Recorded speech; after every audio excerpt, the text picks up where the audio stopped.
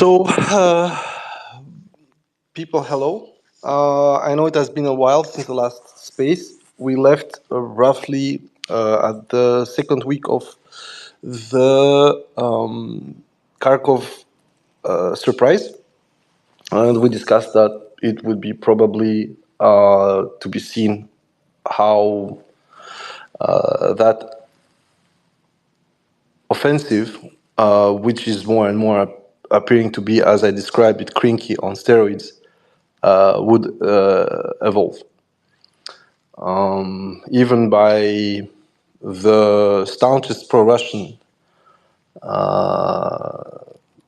supporters, you can see that indeed it's just a spread and screen attack over the place, opportunistic as I described it, and that was meant to pull out the maximum of frontline units from the Pigger army.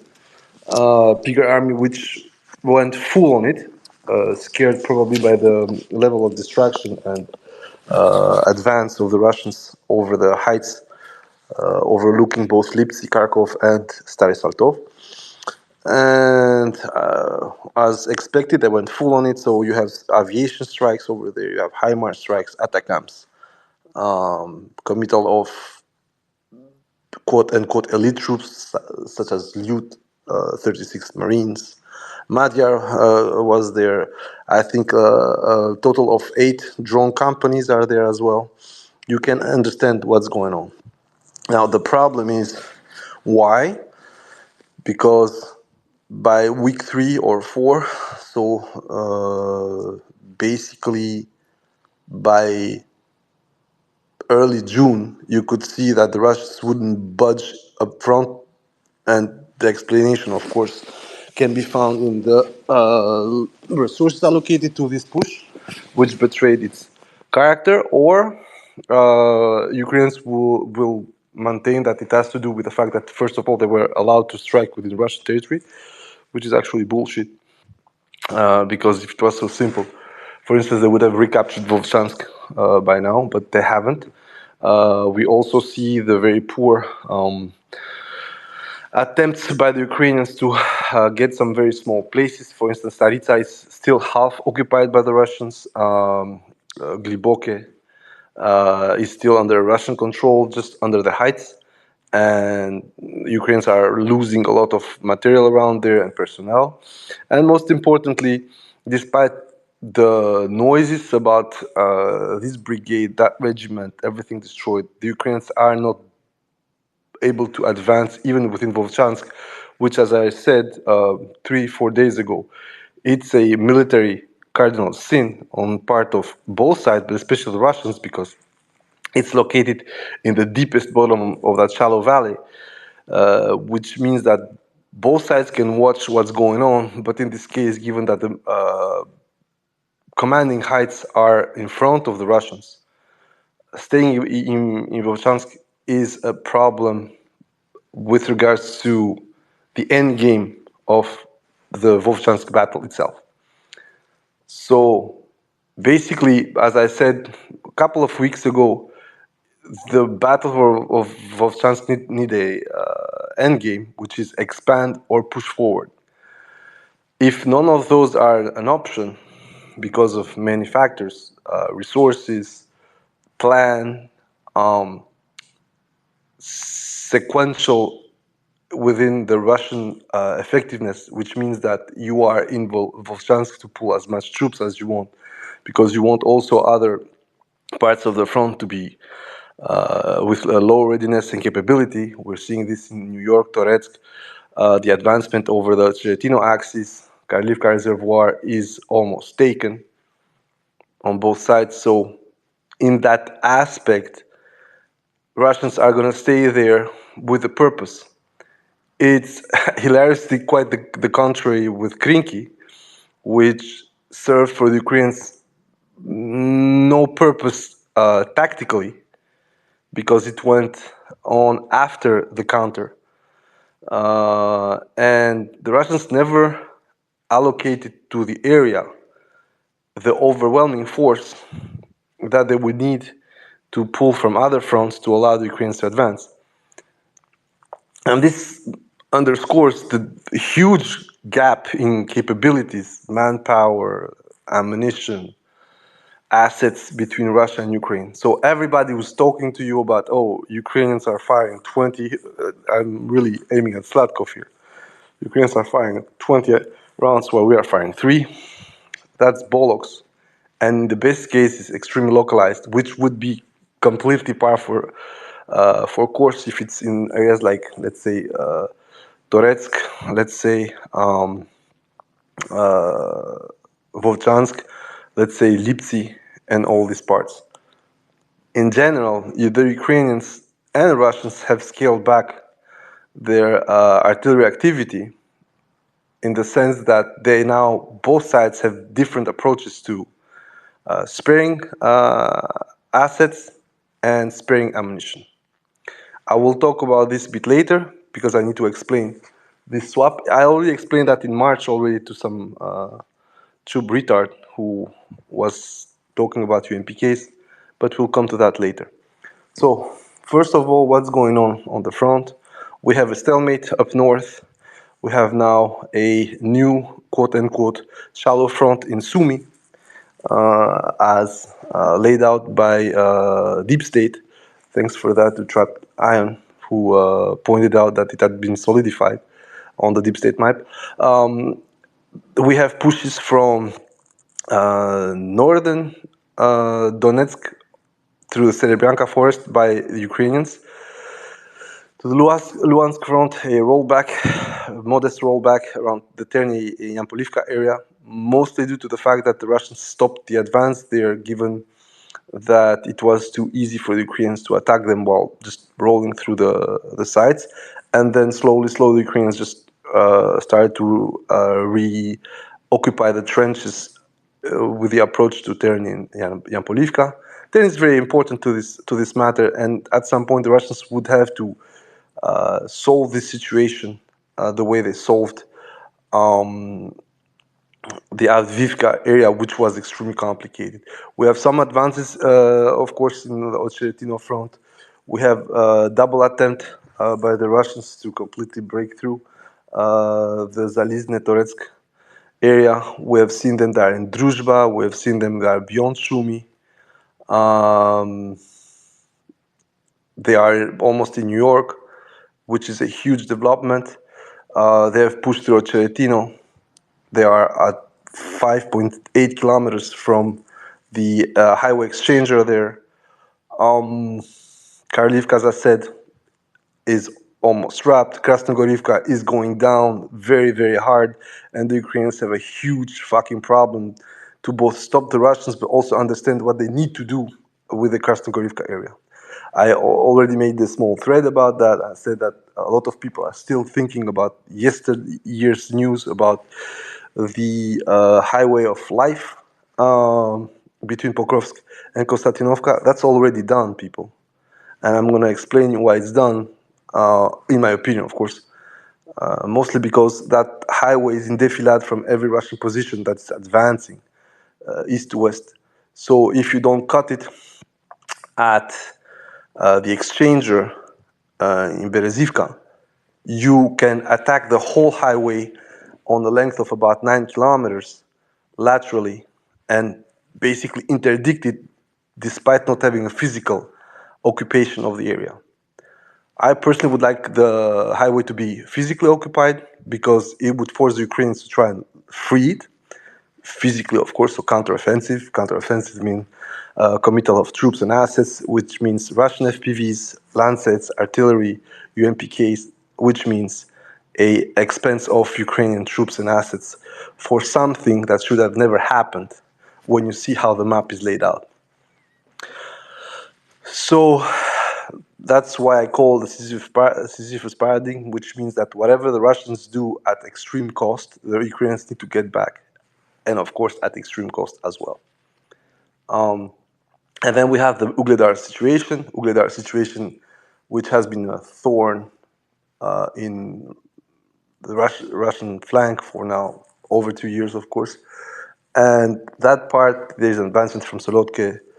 Mikilske is also going down. There might be a cauldron situation coming up between Solotke and Nikolaevske, Mikilske, whatever you want to call it, which would be worsened by the fact that they are almost at Kurakovo.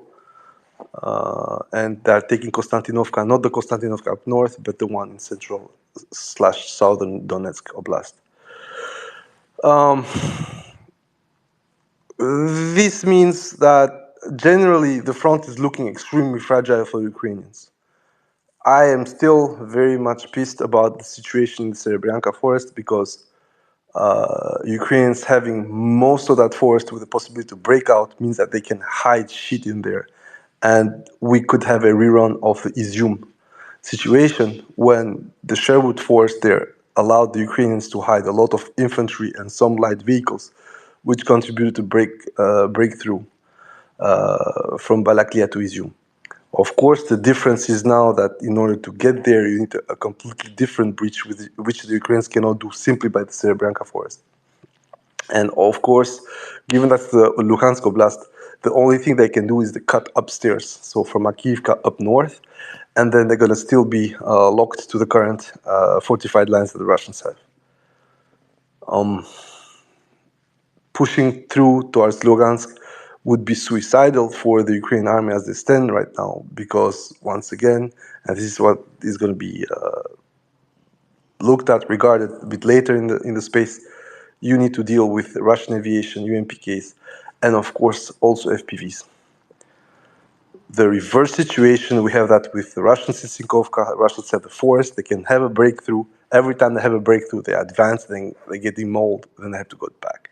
Of course, you have the heights laterally to Sinkovka and behind it, so it's a problem, and this is going to also affect the Ukrainians. So we have to keep a balance there, but the most problematic situation in terms of both PR and some military balance is the Serebryanka forest. And it's completely understandable that Ukrainians are doing that, because what they don't want is to have a problem on the Donetsk-Oskol axis where both sides are captured by the Russians and they can advance along the river there. Once they advance on the river, you have the biggest problem, which is both banks of the river are going to be self-supporting, and they're just going to push the Ukrainians completely out towards Slovyansk. And that's what the Ukrainians do not want. They do not want the Russian artillery to come as close as they were back in 2022 to Slovyansk, because then you have a full cauldron, full boiler. Given the developments we're having now, I'm going to put the map so you can maybe regard. Oh my God. You know, bro, no problem. You have your. I'm speaking to some fucking retard called Malcontent BG. You're gonna have your wishes, bro. Bye. Fuck you.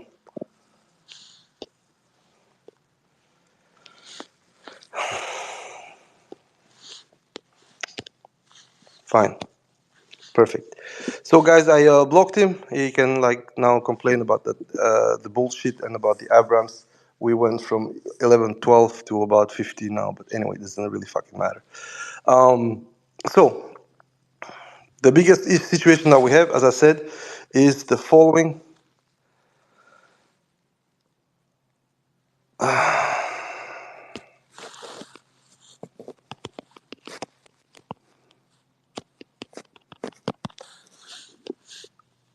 The biggest situation that we have with the front is the following. When it comes to the situation around Slovyansk, I just posted a map based on Deep State. you can see on the map what the biggest situation is over there. Why Serebryanka is very, very, very, very, very problematic and needs to be taken seriously. Is that if you go down to the Liman area, roughly around the Donetsk River, you can see up north, northeast, already the Russians had pushed to the Serebrenka forest. And then you have the block, the latest advances that Pigozhid made. So Wagner pushed from south, let's say east, or it's rather east on the image, and then you have the pushes towards Toretsk, and of course the advancement from Avdiivka, Cheretino, going towards Konstantinovka.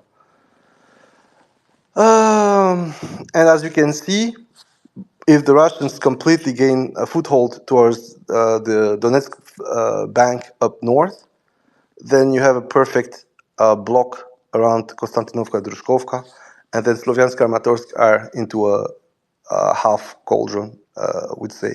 With the problematic is that if you have the Russian artillery raining shit from you from east of Liman, you cannot just roll over there with tanks and people to stop them. And that's why right now the attacks around Serebrenka is a breather in case something goes extremely wrong down south. So basically from the Bakhmut axis and from the Toresk Ocheretino axis. You can see the difference in scale. So basically the Ukrainians in the Yampolivka Terny axis started a whole month and advanced about 1.2 kilometers, while on both sides, whereas the Russians started also about 1 month the diversionary tactics in Kharkov, and have moved roughly about 10 kilometers. 1 month and a half, 6 weeks actually. Let's not be stupid. So where are we right now? I mean, what's the logic here? Why would the Ukrainians absolutely want to have a breather there while the situation is worsening downstairs? Of course, this would indicate that the putative offensive towards the Lugansk region, as I actually said before, would be a breather for them. But for that, once again, they would need to be completely out of the Serebrenka forest, which would allow them to pull troops and equipment within the forest, and then have this breakout. This, for the moment, in my opinion, for as long as the Kharkov area is open, is not feasible, and it's even less feasible when you see the advancement on the line.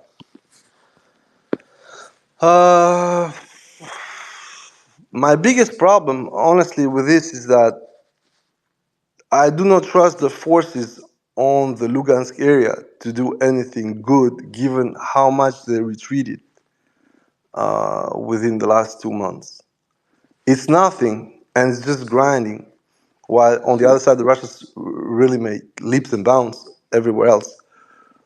But it still shows that once some troops are put under pressure and also quote unquote abandoned to themselves, which is like, okay, this front is sleepy, nothing much happens here. Okay, some advancement, 800 meters, some lost 400 meters, doesn't matter. The other Russians can still make that cynical calculus, which I mostly load because that's how you fight a war. Unless you have a absolute total domination over your opponent, then there's a problem. But when you have the situations where you do not have or you do not want to commit to a industrial scale war or warfare, and the other side just cannot afford it, if you want to do this war on the cheap, then it makes sense, to be cynical and, okay, say we lose some couple of square kilometers there, but win triple or tenfold that all over the front. But here the problem, as I said, is that we've already had skids from the Russians in the area, whereas the Ukrainians could have advanced 2, 3, 4, 5 kilometers, and then you can have a snowball effect. So the most important part here is to keep an eye on that, although, as I said, they will hit a backplate at some point. Now, my biggest trouble with this is that it still indicates that Ukraine is nowhere near able to do anything to counter the Russian initiative, except pull more or less what the Russians did last year with the offensive over the Kupiansk area. I don't know if you guys remembered, but almost every axis last year from June, Bakhmut, Zaporozhye, a bit of Kherson axis, Donetsk, was full-on Ukrainian counteroffensive. We criticized it back then because we said it's spreading out a rather limited counteroffensive force, and then the Russians were simply bringing them up north with this Kupiansk offensive, which at some point in August had to be stopped, and which contributed to even more dispersal of Ukrainian forces. In this case, we have still the same problem, but only made worse by the fact that it's the Russians attacking on the whole front and making advancements which render perilous every single Ukrainian situation. Now, there is a silver lining for the Ukrainians there, is that for the Pokrovsk, the so-called Pokrovsk front, the Russians are going to go through their own backplate, which is the Vovcha River. We are already going to see this with the Karlovka Reservoir. But at the same point, Russians getting there is strategically a disaster for Ukraine. I already explained that in the group, or at least I told why I thought so in the group. But most importantly in this case is that, as I said, you are going to put a screen. If you are the Russians, you are to the Karlovka Reservoir. Your whole fucking river is a problem to go through. Your only safe passage for the moment, given it works, is going to be from Ocheretino Heights towards Progress, and then pushing against up west towards Berezivka. But it's also a very limited narrow corridor which the Ukrainians can basically FPV to death. So your point is, instead of concentrating all their forces to that dorsal Ocheretino Progress Gelane, you start and spreading the Ukrainian forces by attacking multiple passages over the river. One of them is just under Karlovka, and it's shielded by a half shallow valley that goes under Galicina. Another one would be to go to Novozelane. I mean, you got multiple passages. I'm going to put them up so you basically can have a reference. So this is what I think the Russians should do once they reach the bottom plane, being the Vovcha River for the moment. The second map followed. So the biggest problem that everybody has right now is thinking about the end game. Okay, you did all this. Okay, you are going to be at 10 kilometers from Pokrovsk. You are going to siege Konstantinovka. You are going to basically seize New York, Toresk, and completely cut the highway down north, which is already cut, honestly. So north-south, south-north, depending which point you're taking. If you're Ukrainian, it's north-south. If you're a Russian, south-north, from Avdiivka area towards Konstantinovka. That's the straight highway going there. But then what? What's the end game here? The end game, for people who have been with me since the beginning that I started Spaces, the point is to choke the sister cities. Sister cities, once again, is Slavyansk, Kramatorsk, Drushkovka, Konstantinovka. Konstantinovka is already about to get choked. And I was expecting more or less this time frame. Not very happy about the tempo towards Konstantinovka, but it was completely normal given that you had this formidable hurdle with the canal. And that problem basically is the following. The only way to get through the canal was to get Kalinovka. Kalinovka lasted way more than it should have had. And it's logical once again because Ukrainians understood its importance and they went to it. Now they completely left the Novi part, so basically the whole canal is quote unquote the front line. But that means that the Russians now finally have a secondary height that can rely on, just not Kalinivka. This means that if they pass through Kalinovka and are through north of Chasov Yar as it stands, and they can defend their positions in there, then the Ukrainians going to have a problem.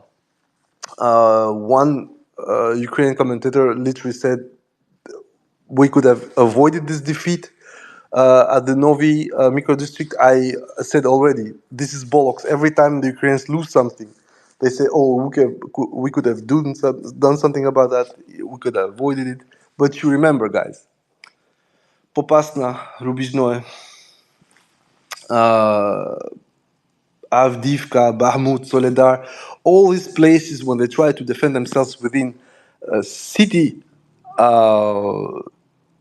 premises, built up areas. The problem with the Ukrainians, they forget that they do not have an air force component. And now that the Russians have that air force component with a distance, everything is far more complicated. I already posted a video today just to show how much the difference is between getting 5, 10, 15, 20, 30 FPV on the Russian column and getting 3, 4 UMPKs on a Ukrainian position on a high rise or whatever. The level of destruction is completely different. We are speaking about literally night and day. And of course, the FPVs make for a nice PR and they do damage. That's not the point. We are not discussing the efficiency of the FPVs. We are discussing the scale of them. In order to do the same damage as the UMPK, you need to fire like 100, 200 FPVs and have the individual soldiers or the group taken down by them. And it's true that Ukrainians are literally doing that mostly because they don't want to fucking start shooting the artillery, of which they have a lot less. And it's everything. It's ammo, it's barrels, it's troops to sustain these onslaught.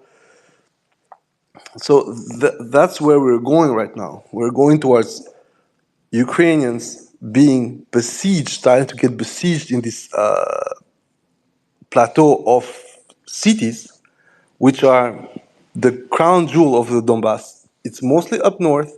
We still have Pokrovsk and Mirgorod on west southwest. But if you lose Slovyansk, which is now the de facto oblast capital of Donetsk Oblast on the Ukrainian side, if you lose Konstantinovka, if you lose Drushkovka, if you lose Kramatorsk, you have a 250,000 people dorso there, 300,000 even, which once it's captured by the Russians, would constitute the perfect staging point for the rest of it, including going from southern Kharkov Oblast. And it's true, it's not going to be easy, and it's true that it will probably be causing a lot of trouble down the road in terms of manpower because, I mean, Bahmut lasted between a year and 10 months, depending who you listen. Avdiivka lasted with the final push, we're not speaking about since the beginning, about 4 months. Krasnogorivka is lasting about 2 months and a half. Vovchansk probably will not get taken this time because of what it would entail for the Russians. Basically, they would have to change completely their logistical approach over there. And it's not the goal on itself. It's not with 10, 15,000 people between Sumy and Kharkov Oblast that you're going to start storming Kharkov. You had twice more last time, and it turned to shit. So it makes no sense for everyone who is sustaining. What could have been done, what could have been the target is that if the opportunity arose, you could go and cut Veliki Burluk and literally attack Kupiansk on the side. But still, the distance to cover, which is roughly about 30 to 40 kilometers, If we go by the same metric, I measured the Ukrainian counter last year, which is at least 100 bodies per kilometer gained. Well, you can see that you're going to lose 4,000 people to get to Veliki Buruk unless there is a breakdown in the Ukrainian defense forces, which at some point, like it happened in Toresk and New York, will have to happen. Not because Ukrainians are at their last legs, but Ukrainians in the current layout within Donbass are at their last legs unless something radical happens, which is doubling of troops, doubling of assets, huge influx of weaponry and ammunition, and potentially also a covert intervention with volunteers from NATO or a coalition of the willing, whatever you want to call it. But the forces needed to enact this change in strategy, for me, should be between 100 to 200,000 as a minimum. And the Ukrainians themselves know they cannot handle in such a short term the training of those 100 to 200,000. It took them, with Western help, about 6 months to train, allegedly, according to the US, 40,000 troops for the counter. We at Team War Criminal have said that it was probably closer to 25,000 tops, with the volunteers and existing unit structure being given as an extra. But at the end, it was already not enough last year, where they got a lot of equipment. Whereas this year, the core equipment that we saw last year is not there. We're not seeing artillery. And the bullshit about the French giving them 70-something Caesars and all that shit, it doesn't really matter. It's not what they need. And also, the delivery is layered. So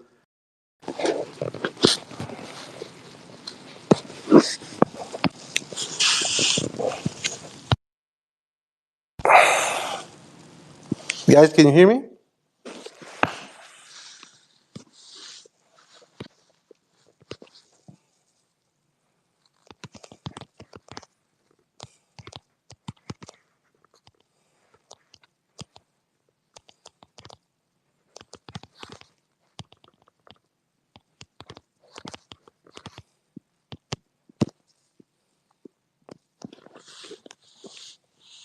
Guys, can you hear me? Okay, so I don't know, something cut and I thought that there was a problem. So basically, the advancement in recruiting, equipping, and so on, right now we haven't seen, unless, of course, once again, we are going to deal with unannounced deliveries. And that's also very possible. But then we're going to be faced with something else, which is where are these deliveries coming from? So basically, it would take like 4 times what France is allegedly planning to send this year in order for Ukrainians to be able to replace what they're losing in terms of barrels alone. I'm not saying amortization, I'm saying losses from Lancets, artillery, Iskanders, aviation, just fucking losses. And this is according to Oryx, because in reality, there are probably more like 400 barrels being lost than 300. But it's okay. I mean, like, let's stay to 300 because it's such a good number, honestly, when you analyze it. So let's say that you get 300 barrels purely on 155. Doesn't matter what, towed, self-propelled, and so on. We already made this calculus. If you fire in full charge, which we have seen the Ukrainians not do, because full charge would mean that your barrel will go fucking bust within 2,000 rounds, then you are looking at maximum 600,000 rounds you can fire full charge. In order for you to extend the accuracy and quality of your counter battery or battery fire, you will fire with reduced charge, which means that you need to come closer. That makes your survival a little bit more problematic. And we've seen, for instance, Panzer Haubitze 2000, which were fucking unicorns in 2022 and 2023, literally fucking break the screen now. Every 1 week or so, you see them being attacked by Lancets, being taken out by artillery, being attacked in their hideouts. So they are more visible because they are closer. This also has another explanation, which is Russian ISR is not only better, but also is uncontested. Anyway, these are technical and methodical issues for the Ukrainians. They are not very important for them. As I said, it doesn't matter if the Russian ISR is better on you, if you just cannot shoot it down because your asset is not there. It doesn't mean you're bad. It means you're just fucking unable to shoot them down. And therefore, all this FPV bonanza attacking Orlans and Zalas with FPVs that everybody was touting as a game changer, when you see it properly, there are 10 cases.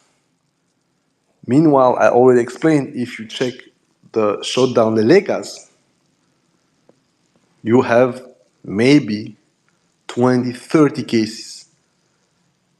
Usually only from manpads, EW, and so on.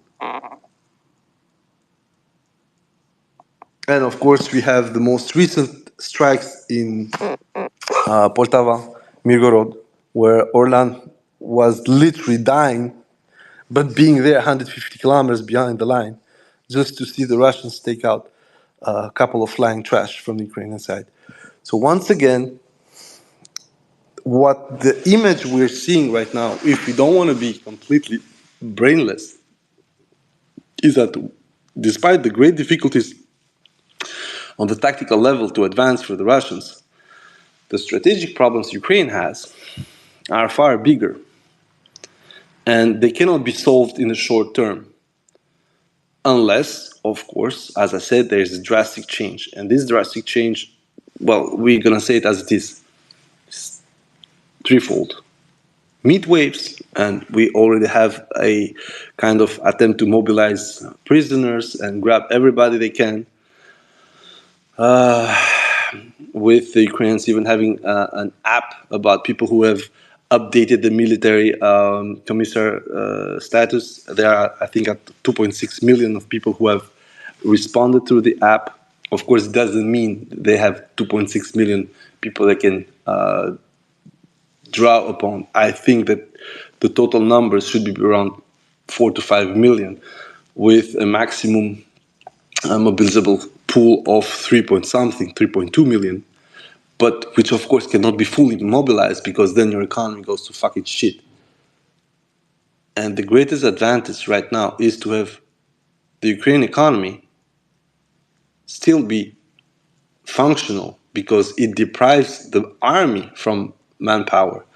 And the Ukrainian economy of now, given its extremely low profit for the state, I mean, you can see how much money the most flourishing sectors of the Ukrainian economy are making. They are less than $20 billion together. Most of the advances in, most of the growth in the economy, quote unquote, is the state paying shit for people to make drones. It's war related. That might help Russia grow its GDP, because Russia has fresh source of money by basically selling hydrocarbons. But Ukraine's source of money is hand-me-downs. On top of that, Ukraine has huge issues regarding its immediate foreign debt.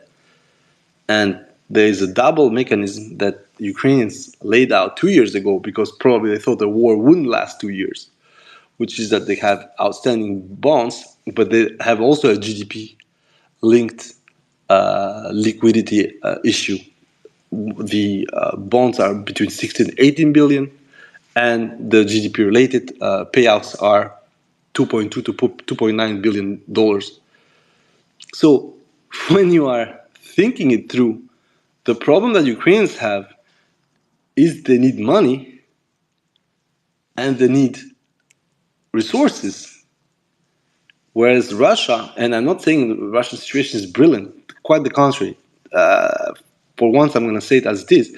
Russia is forced to do some extreme financial balancing here, but it found itself in this war because it refused to take this war seriously initially and try to have this Potemkin war up north while the military was doing quote unquote the real war down south.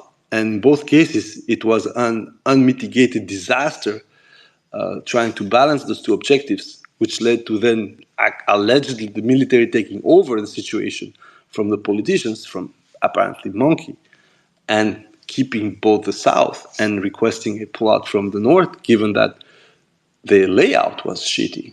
And I have spoken about this, and this narrative seems to conform to what we were thinking, except for the fact that Putin was absolutely mental to think that he could do that, to just go at the Ukrainians, to get something by giving them a taste of victory in March, April 2022. So, okay, this was a digression. Let's go to the real point. So basically, for the Ukrainians, their mobilization,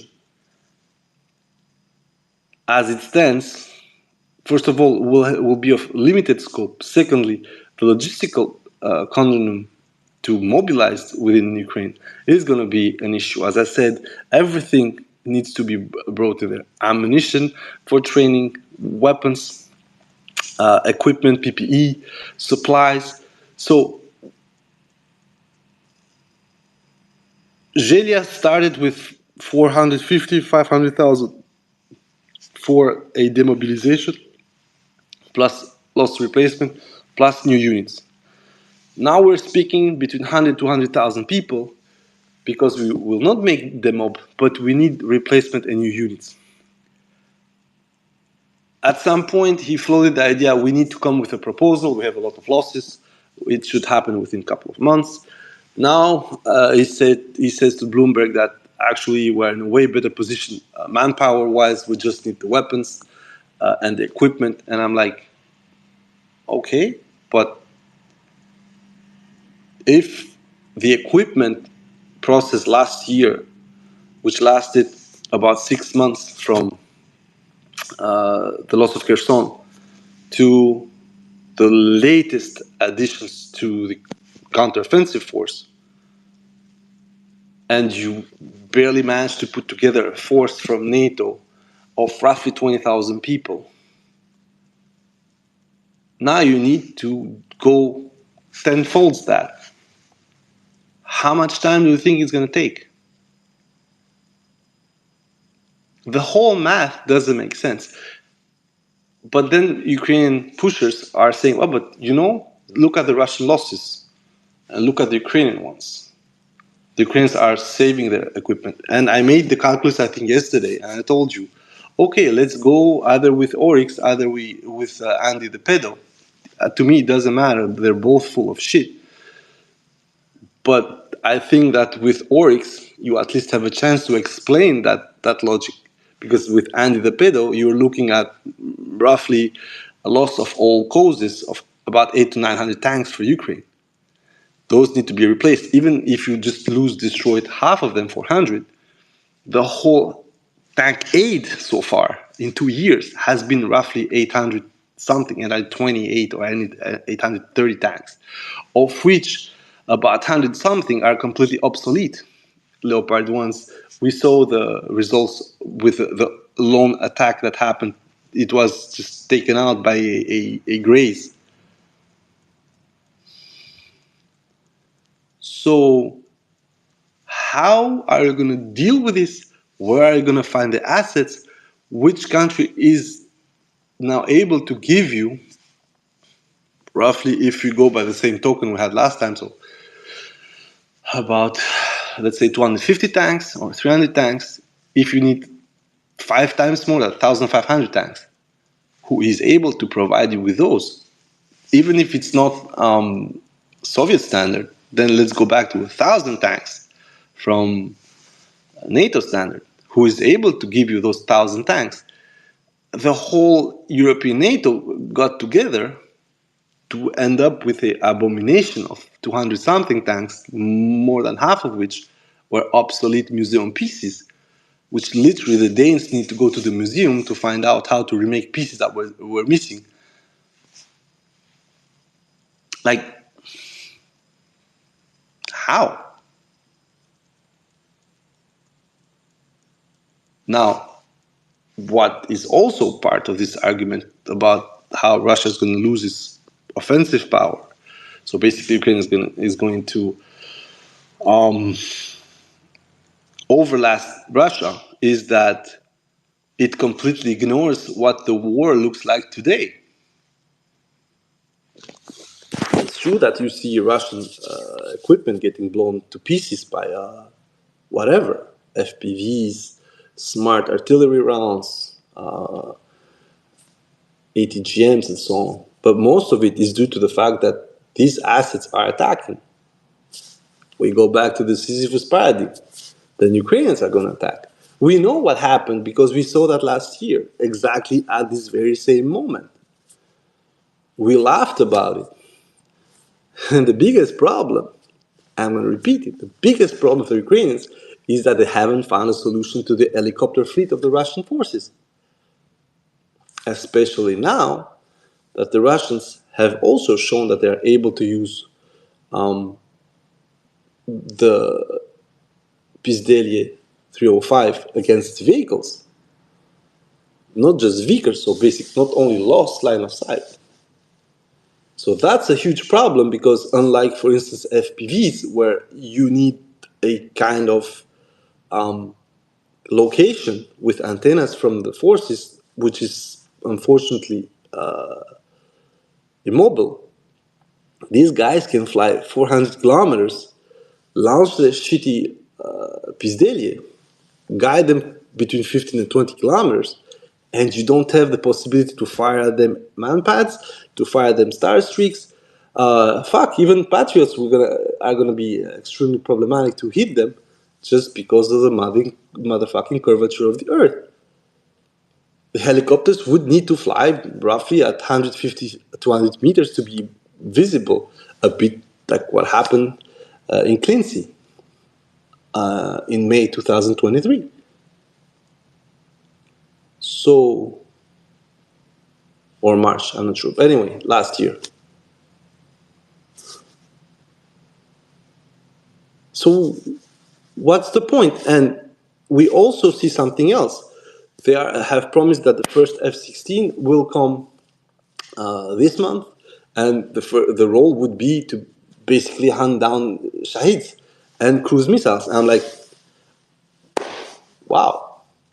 So basically, you're gonna fucking stock these guys somewhere at the Slovak, Polish, or Romanian border, and you will expect the Russians not to see them operating.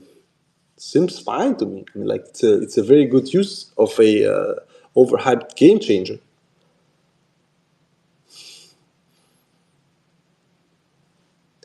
And the joke, of course, is easy. Maybe they're gonna stop another Shahid like it happened to the MiG-29 when it first tried.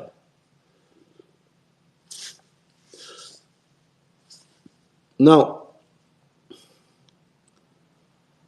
overall, the Ukrainian counter will have to be a midwave, for starters. And in a sense, Budanov already said that last year in September, that we're going to enter into an infantry-based war for the Ukrainian side. This, of course, will mean more MRAPs, more lightly armored vehicles, more ATVs. So the whole jokes that you saw about Chinese golf carts, motorbikes, buhankas, buggies, whatever you want, you're going to have them in reverse. But as I said, the problem with that is that if you get caught, everybody's a goner because you don't have armor. Once you are fucked, you need to get out. And as I said, if the Russians need to wait for you, they're going to have the assets for that. We saw that last year. It's going to be the same this year. Problem, of course, is that they're not only going to have assets, but they're going to have more assets. And one of the things that's going to be nasty, and Belousov in a certain sense has already shown this, and the Russians themselves have also shown this. Once you're going to fly in, you're going to be awaited not only by Lancets, helicopters, some UMPKs, ATGMs, and FPVs, on top of the artillery, rocket launch missiles, so on. We are going to have UCAV action if indeed the amount of personnel would be that large. This is one thing that the Bayraktars were very good at early in 2022. Troops advancing, they didn't have proper coverage in AD, and we had some very unfortunate images, including a very unfortunate song, which of course disappeared by the month of April, but that's something else. So the difference in scale of this offensive, or this putative counteroffensive from the Ukrainians in this case, is that they would need a lot more time than right now. So until September, they need to do something just to slow or stop the Russians, and that would be a kind of Zek meat wave doubled with terrorbots and some elite units, reclaim maybe 200, 300 square kilometers on specific areas of the front, which would, in my opinion, be around Kharkov and Lugansk, which would force then the Russians to shift a little bit the attention. But other than that, for 2025, even with the F-16, someone needs to restart production of tanks or refurbishment of tanks in order for the Ukrainians to have at least something to oppose them. Plus, one thing that we've seen with the Ukrainians is that they already have a huge problem refurbishing their own. We've had a couple of fleeting images of Ukrainian refurbishment places, and one of those images, for instance, last year, around I think in November, was that only 136 units, either half units or full units of transmissions, had been delivered for refit. So basically, the refurbishment rate for T6, it was T72, is, be that from Ukraine or Czech Republic or Slovakia or Poland or whatever, is, in my opinion, the best case scenario. So basically, full unit, about 200 tanks a year. For the T72, of course, because for T64, although the logic is not that different, they can still refurbish some more. So what, 300-400 tanks? Don't forget, that's what they're supposed to lose in a way or another, according to Oryx, per year. And according to Andrew the Pedo, well, they are already at over 400 within the first 6 months. So forget about them being able to actually sustain any kind of campaign.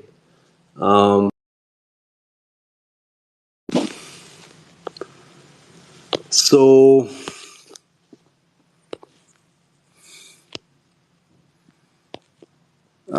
the problem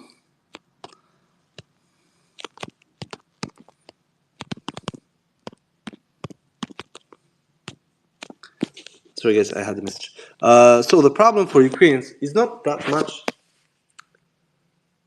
what they should do, because there is not much they can do as it stands on their own. The problem for the Ukrainians is who is going to give them the 1,000 tanks we're talking about in any kind of condition that would actually help them. We've seen that for Abrams tanks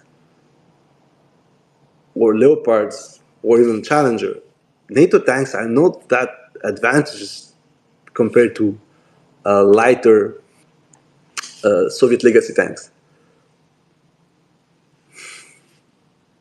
According to themselves, Tanks are heavier. Ground pressure bullshit. As I always said, in movement, yeah, fine. But once you're idling, you're still the fucking heavy motherfucking 60 plus ton tank, so you're gonna sink anyway. And everybody says that. Every single tank crew on the Ukrainian side has said just that. Remember that we had buffoons like Red Effect telling us that, oh, it's fine, your ground pressure given your tracks is gonna be lower. Yes, when you are fucking moving. That's the whole point. Um, so we have Ukrainians saying that when it comes to armored warfare, protection okay or not. Remember the memes we did with these Ukrainian Abrams tank crews that the crew doesn't survive.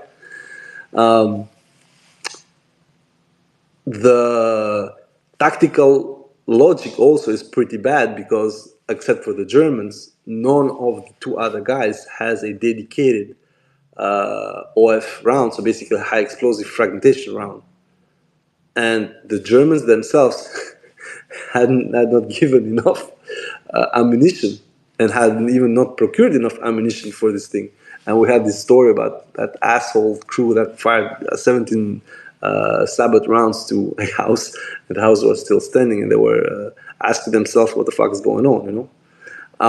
So the logic here is, first of all, doctrinally, the people who are going to give them ammunition, in this case, we already know about the fact that the Indians are shipping high explosive fragmentation, 125 millimeter ammo to the Ukrainians. But then you would need tanks, so who is able to produce them? And of course, unfortunately, India comes on top. So maybe on top of ammunition, India is probably going to send them barrels and is going also to send them probably engines and transmissions. And of course, it will be a field day for a lot of people who are laughing about the BRICS because, well, at the end of the day, the Indians are in for the money. And of course, the problem India, China within the BRICS was always going to blow up. So in a certain sense, salvation for the Ukrainians is going to depend on so many factors that cannot control, and also so many factors that can be influenced from outside when it comes to their legacy platforms. And when it comes to the NATO platforms, there's just not enough to go around unless multiple European NATO forces are ready to part ways with their own weapons. We've had discussions about 50 ASCODs being built for them, a production run for CV90s, another production run for or a refurbishment upgrade round for CV90s from the Dutch, and so forth and so on. But at the end of the day, we still get down to a very limited number, which is not going to exceed 300 vehicles. Let's not forget that the country itself was dick riding roughly 400 IFVs. And there's always the possibility for the Americans to unload shit like Strikers or Bradleys, which would actually even be beneficial to the Ukrainians, given it would be only one asset and not multiple asset spreads on multiple models and multiple manufacturers, which of course makes maintenance and sustenance of the system extremely complicated.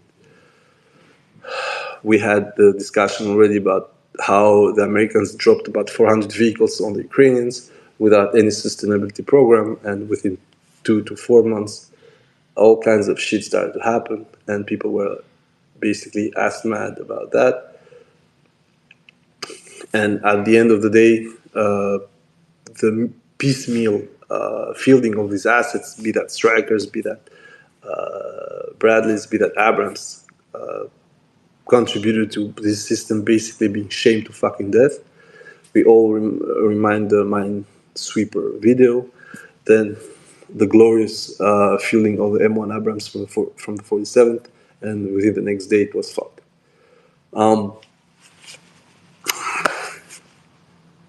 So funny things will happen to the Ukrainians unless something changes with their basically backers. At the same time, the Russians need to do something about their own losses. And once again, I don't care if it's Andrew the Pedo Oryx as base for the analysis. At the end of the day, on both sides, whereas the Oryx one is still fairly manageable by literally grabbing every kind of tank that you can find. The problem with anti-torpedo is that it's just impossible. If the Russians are indeed losing 1,300 tanks per 6 months, it's just not tenable because the facilities of refurbishment are those. What can well happen, and this is one thing that we're waiting from Omsk for now 14 months, is finally the reopening of their assembly and production chain. That will not solve the situation. As I said, Uralvagonzavod might produce up to 400 something T90s, and Omsk might even go to 300 T80s or some kind of Franken tank between T80 and T72. But at the end of the day, it's still 700 tanks, so the refurbishment will still play a fairly sizable role until a third factory, a third line is started. Same thing for artillery. Barrels will take a mind-numbing time to be completely replaced by new production. So, of course, you're going to have the use of old barrels. The good news, of course, is that, as we saw with the Malva, they're not using the 2A64 as the barrel, so there's basically no bore evacuator. It's a full-length barrel, which is easier to produce in a certain sense because you can have also better structural integrity of the barrel.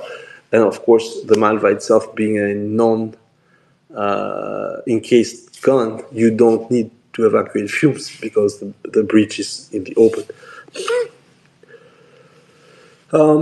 So in a sense, for the Russians, what needs to happen, I already explained this, is a simplification of everything. Right now, they refurbish 4 different types of, refurbish or produce 4 different types of vehicles.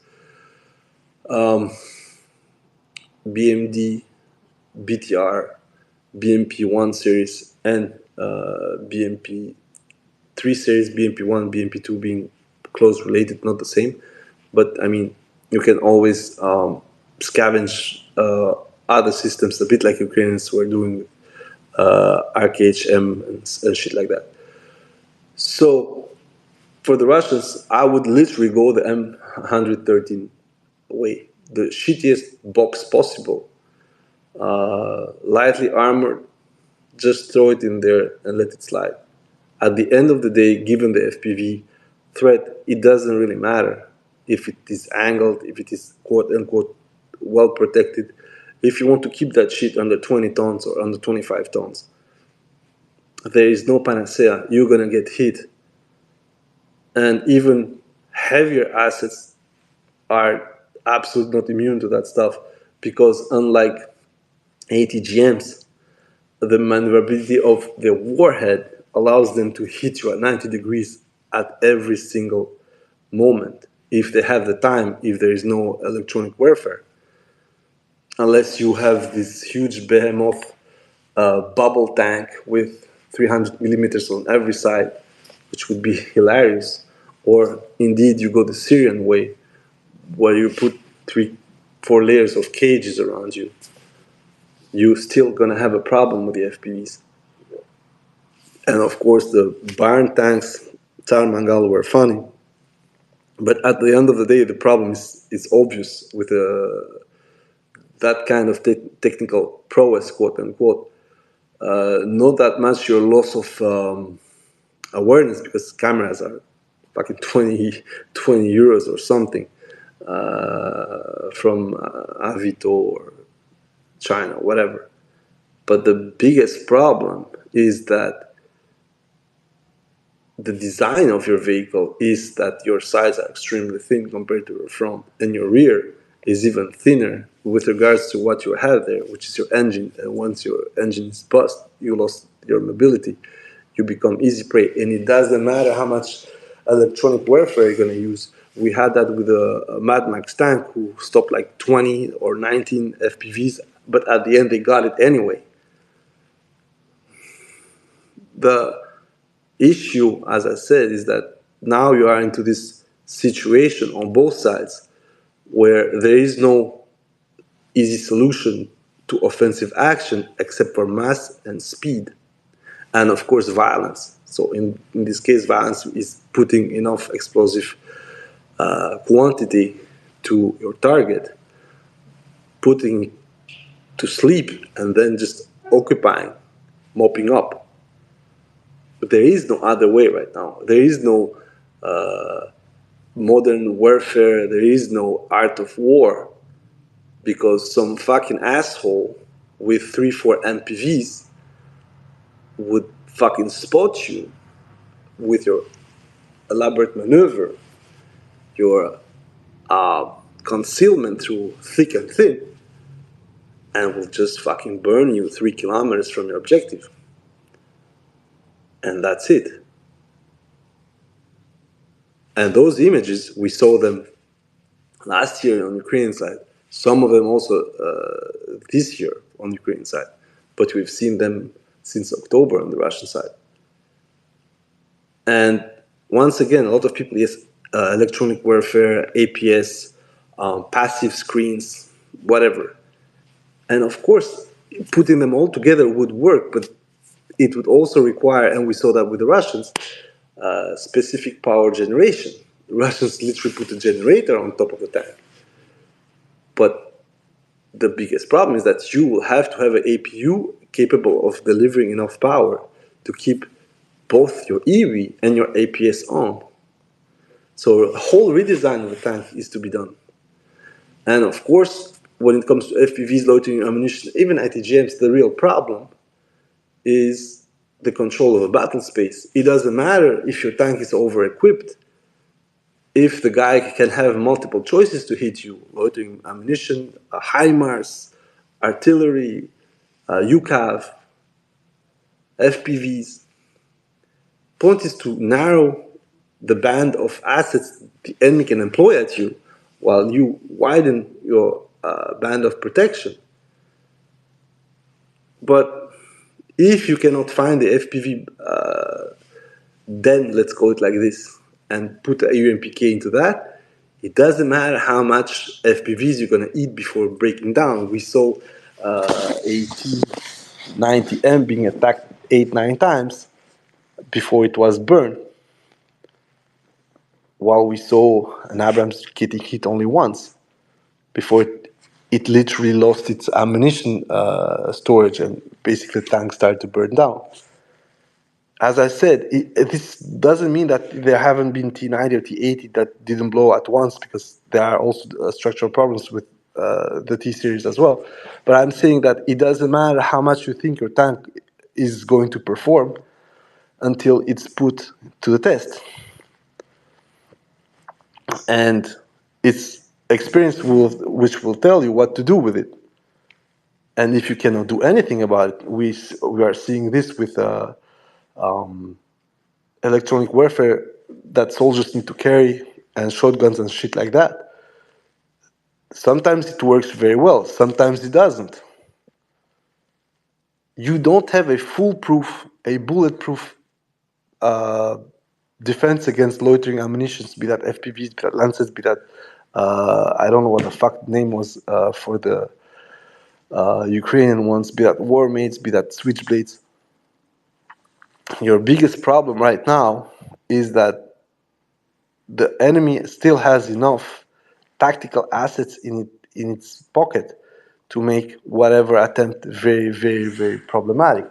And it's the same for both sides. So when Ukrainians are very happy to see Russian infantry being killed, and Russian tanks and the vehicles being blown up by FPVs, they seem to forget last year, and then seem to forget that themselves, they don't have an answer for that.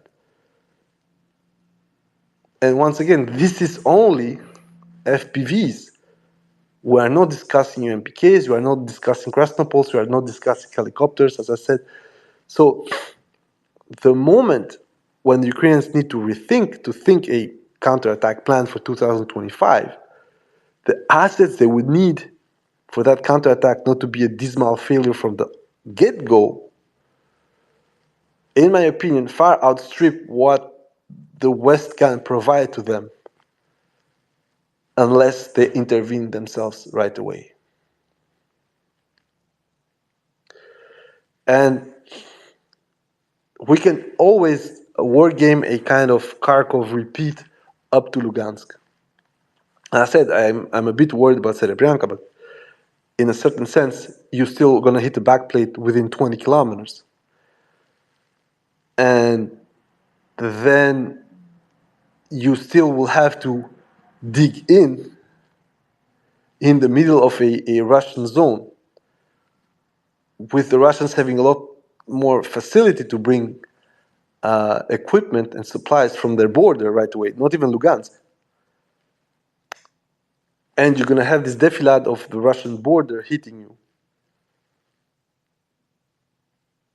So on that aspect, as I said, either it's going to be a peer shot, so like a last quote-unquote push from the Ukrainians to show that they can still do it, and then they're going to tap out for negotiations, or it's going to be a dismal failure with a lot of military losses and equipment losses, which then would prompt mainly two answers from the West: either straight up intervention, or at least a limited one to, make the Russians not profit from the situation of this other failure from the Ukrainian side. Either literally call Moscow and say, okay, guys, they're going to tap out, just don't go further.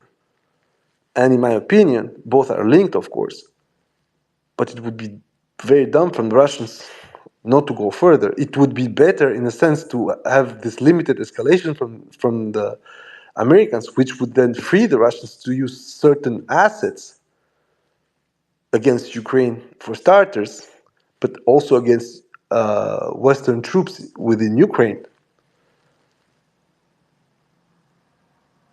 It would be a long-awaited payback, which might as well spiral out of control, but it would put the Americans exactly where they didn't want to be.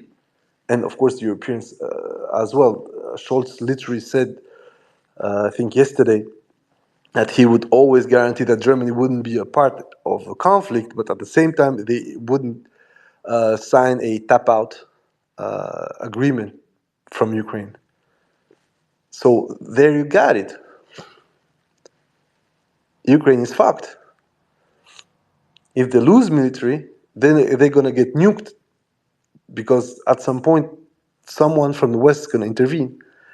And if there's no intervention, they're going to get even more fucked. So for them right now, the only choice, in my opinion, this is the real political problem for Zelensky, is keep this defensive point up to a certain level when the Russians, quote unquote, get bored or have too much losses for the limited gains, quote unquote, once again. But delay as much as possible any kind of counter which would have the same results broadly as last year. The bigger problem for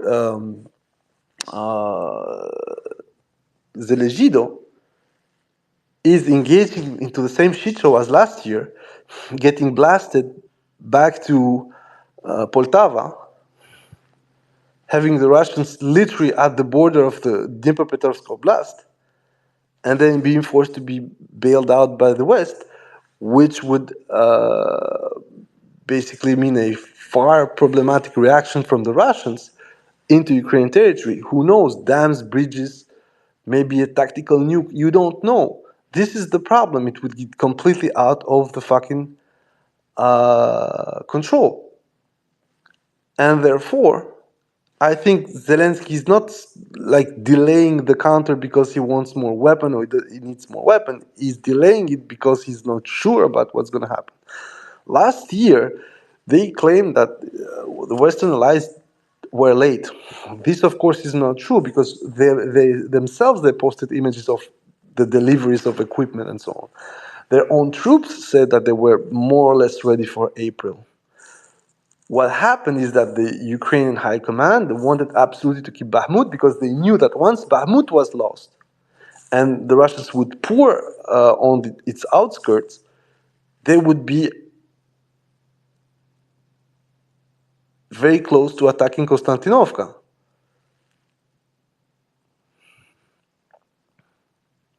So once you understand this and once you see the current situation, you understand why the Ukrainians fought that bitterly for Bakhmut.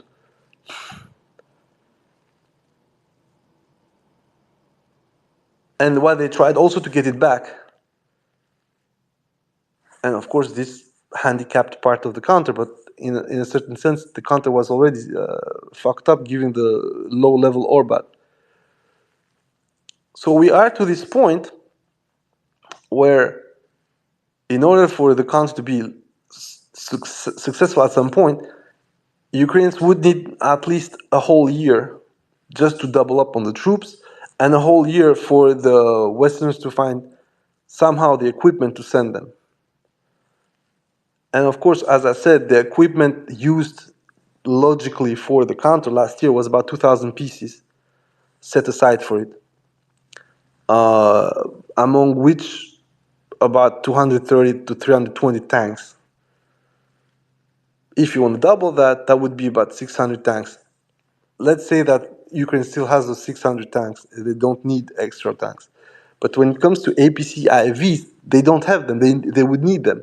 And what they're receiving mostly right now is not enough. And the tempo of delivery of new APCs, IVs, is growing longer.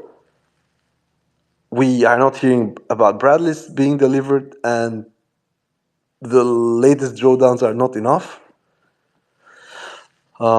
Strikers known to be seen. One thing that we are seeing more and more on strike videos from Russian FPs are trucks. We've seen Devunovus, we've seen DAFs, we've seen some Saviem trucks and Renault trucks. We've seen some weird donations from Leyland. So once you put them, you can see that there is a risk-taking logic from the Ukrainians who are trying to push as much supplies to the lines as possible using larger capacity assets, whereas before it would be, for the last mile, would be mostly pickups and small vans. Those, of course, are still working. So overall, the situation for Ukraine is like, as I said, something needs to happen within September in order for the Russians to stop moving towards their actual advantaged positions, and something needs to kick in regards with asset management when on the west side. So basically, Leopards need to be sent, and I'm not speaking about the 10th or 19th that Spain is going to send. Abrams need to be sent, and again, I'm not speaking about 31, but at least 300. Bradleys would need to be sent, and once again, not about 100 or so, but at least 600. The level of help, level of logistical support, and level of growth within the Ukrainian army needs to grow 5 to 10-fold at least. Same for artillery. Barrels need to be at 300 to 600. Ammunition needs to go beyond the few hundred thousand being dropped 3 to 4 months by NATO. In a sense, the Ukrainians are right that if they want to at least match in some areas the Russians, the help needs to grow at least 4 or 5-fold. Plus, the biggest problem is that I spoke about this last year. There is a creeping leveling field in ISR capabilities for which the Russians weren't expected to be there. Who is doing this? Of course, the Canopus project is working on the Russian side, but are the Chinese giving images? Is something else happening? So basically, Russians are having people delivering them Western ISR. Is there informant network still in Ukraine, which after almost 2.5 years of war would be extremely strong on the Russian side on its human capabilities? All of this, crescendo of Russian ISR capabilities is actually the last bastion of superiority that Ukraine had on Russia for the few things that it had above it. Western ISR is the only thing keeping the Ukrainians in the game right now, on top of Western weapons and deliveries, and cash, and food, and clothes. You get my drift. But if we get to this point when even that is slowly not playing the role it was playing before, which was delivering accurate information for things that Russians wanted to get to be hidden from the Ukrainians and, of course, the Americans, then on the strategic level, you're going to start exchanging damages for which Russia can inflict 100-fold what Ukraine can do.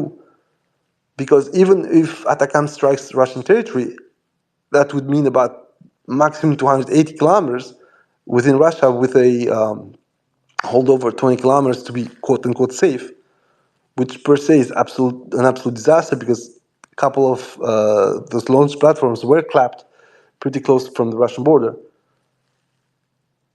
So our problem when looking at what needs to be done is a complete strategic shift on the United States of America, which is delivering strategic altering weapons to Ukraine. I'm not speaking nukes, I'm speaking ground launched tomahawks, cruise missiles, and of course air launched. But this is already the case with the Storm Shadows, so on that aspect, it doesn't really matter. It will not change much, of course, unless the extended range of the Jasmine is given, and then it's a completely different aspect. But I think that escalation would lead to a completely different escalation on the Russian side. So we are nearing a threshold when the Americans will have to decide: do they want to do something that they know is a big fucking red line for themselves?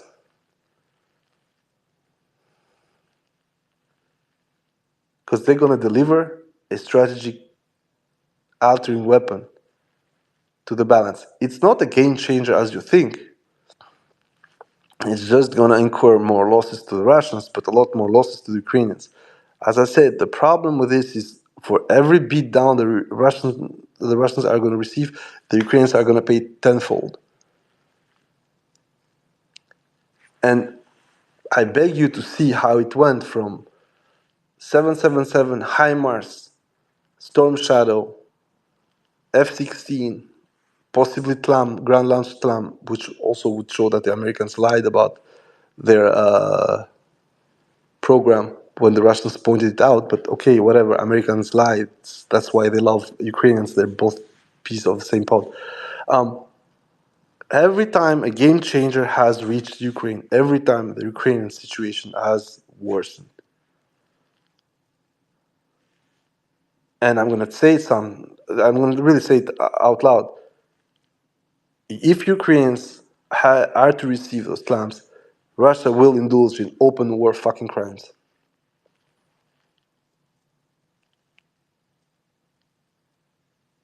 It wouldn't matter at that point. It wouldn't matter. It would be as was said before, a guerre à outrance, which means war to the finish.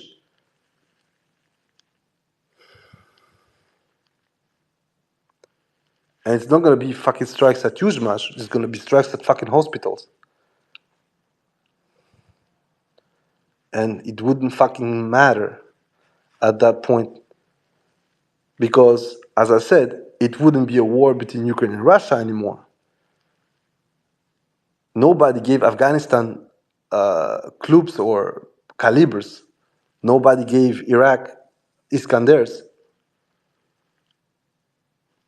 Nobody gave fucking Libya Sukhoi 35s. So for everyone who's gonna still maintain this yappy about, oh no, it's still Ukraine, makes no sense. Everything that is being done right now, especially right now, with regards to long-range strikes, ATACMS, soon to be F-16s, is planned and executed according to American intelligence and American TDP. It doesn't matter what you fucking think at that point. The Russians cannot hide behind their fingers anymore. And in a sense, that's what they're doing in Volchansk. In Volchansk, they're fucking raising the city. It doesn't matter what they're bombing. Sometimes they hit a PVD, but most of the time what they're doing is putting the T to the damage in order for Volchansk not to be used within the next 6 months to a year because it would be a fucking ruined city. The whole point of the Kharkov operation in worst case scenario is to make the whole area around there a desolate piece of trash so that civilians could not go back because civilians can cover for the military. Civilians can also sustain the military. If the military is isolated in an outpost, it's easier to take it out.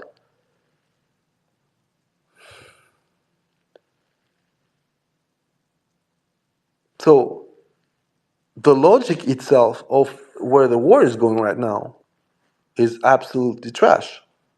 Like, it literally embodies the state of mind of Derek Brandon, quote unquote. So basically, the whole strategy seems to be thought by people who are mentally ill or who have literally a hubris of superiority. But for that, we might well pay the bill, at least in Europe, collectively. Now that the bit of doom and gloom has been out there, let's talk about something far more logical, far more specific. What's going on in the Occidentino axis and why the Ukrainians do not seem to be able to stop it. If we put aside for a moment the Kharkov feint, or the version called as you wish, the problem with the Occidentino axis, today Fran actually responded to Suryak about the fact that the Russians had breached also part of the second line of defense over there. By the way, if you have been in my spaces, we already discussed the three lines before everybody else, but I mean, it's nothing special. It's just looking at a map and seeing it. So it's not to brag. It's just to say that the whole point I told you guys is reaching Karlovka, because once they're in Karlovka, Ukrainians have a daunting prospect of defending the whole Volcha River, which looks easy in the beginning, but you need still to man the whole river because conversely, the Russians also have the river in between them. So the passages are few and in between. But the Russians have already proven they can fucking just go for it as retards, whereas the Ukrainians must have a tactical advantage to do basically the same crazy moves. And that tactical advantage in September 2022 was basically a very good ratio of manpower, almost 3-1. This, of course, is completely different today, where both sides are, if not evenly matched, there is a slight inferiority on the Ukrainian side, and that stops them simply from going from defensive to offensive positions. So the problem in Ceretino, as we explained multiple times already, is that the Ukrainians, first of all, do not have, and on that part, Julian Ropke is right. They do not have a holistic strategy on how to take back ground they've lost. what they think about doing right now, or what apparently is happening, is that they are trying to wear down the Russian advances up to a point when they can still benefit from the position. But in Ocheretino, this is completely untrue. In Ocheretino, they have let the Russian quote-unquote cancer spread so far that for them to go back there would be taking the same kind of losses the Russians took. And we're not even speaking going down to Avdiivka. We are speaking just getting back to Ocheretino, because attacking from the sides right now seems unfeasible, given that the Russians have reached in multiple positions the Vovcha River. But also, if you're going to go up, so basically push them back on the heights towards the Cheretino, your attacking band is going to be extremely narrow, and your staging ground will be Progress Gelane and the plateau around Gelane, which is a lot of built-up areas, which is a magnet for, you name it, UMPK. And as I said, this allows the Russians to do, in a certain sense, the exact thing they did in Avdiivka in an offensive manner. Here it would be a defensive manner. They also did this last year in the Zaporozhye axis with the absolute leveling of Orikiv and Selidovo. You remember that Anna Maliar literally called the people not to talk about the location of multiple brigades, including the 82nd, which was bombed multiple times by UMPKs, despite the fact that it moved its HQ 5 different times in 3 different localities. So this is going to be the same thing for Ukrainians.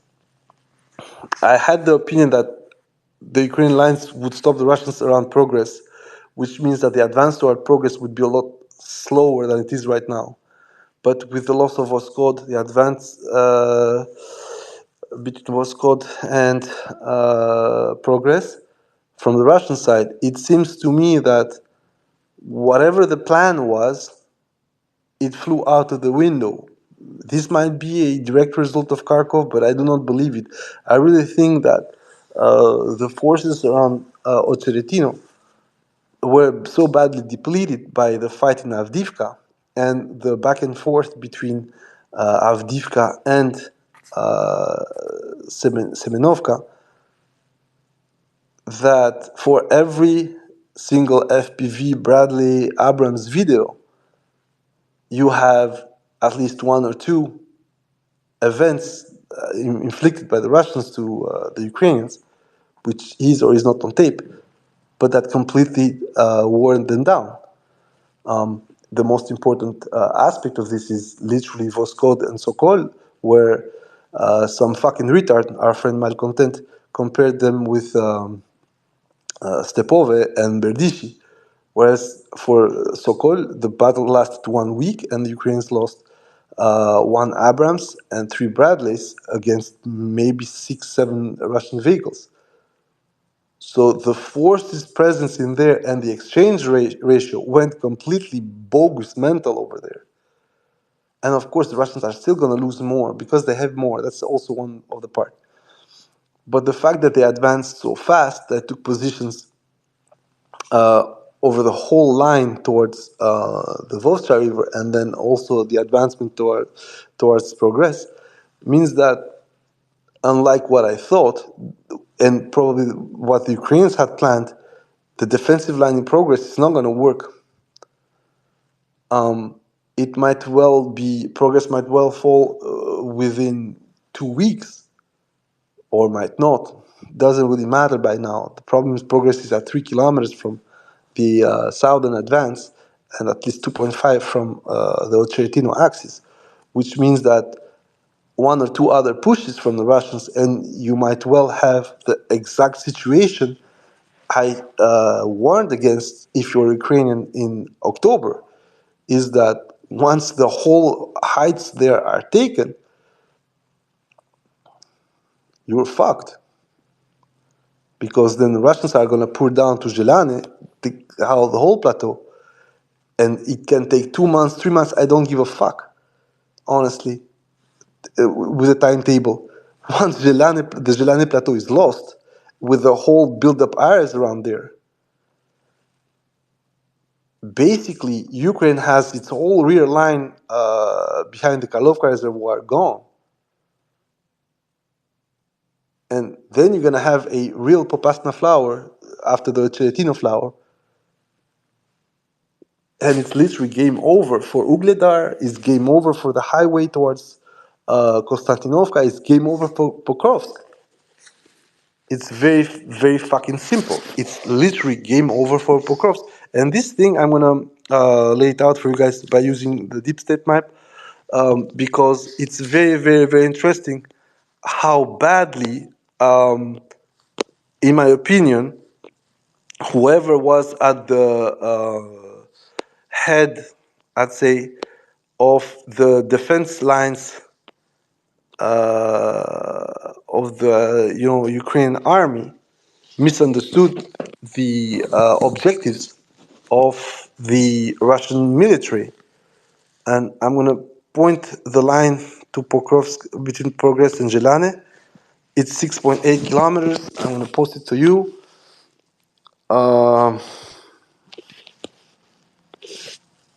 And that thing puts you in a huge problem if you're Ukrainians, because once you're in Zelane, you're also roughly 6 kilometers from Mykolaiivka and the highway that goes north of Selidove towards Pokrovsk. And once you cut that highway, you also fucking kill Kharkovo and the distribution network from Mikhailovka towards Ukrainsk, Kharkivka, and of course Ugledar.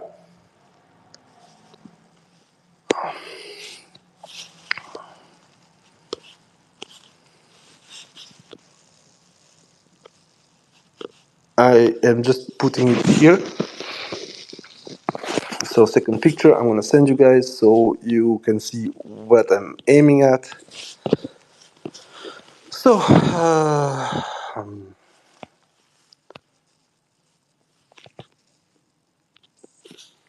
first of all, the distance between Progress and Gel, just to show you how fucking bad the situation is right now.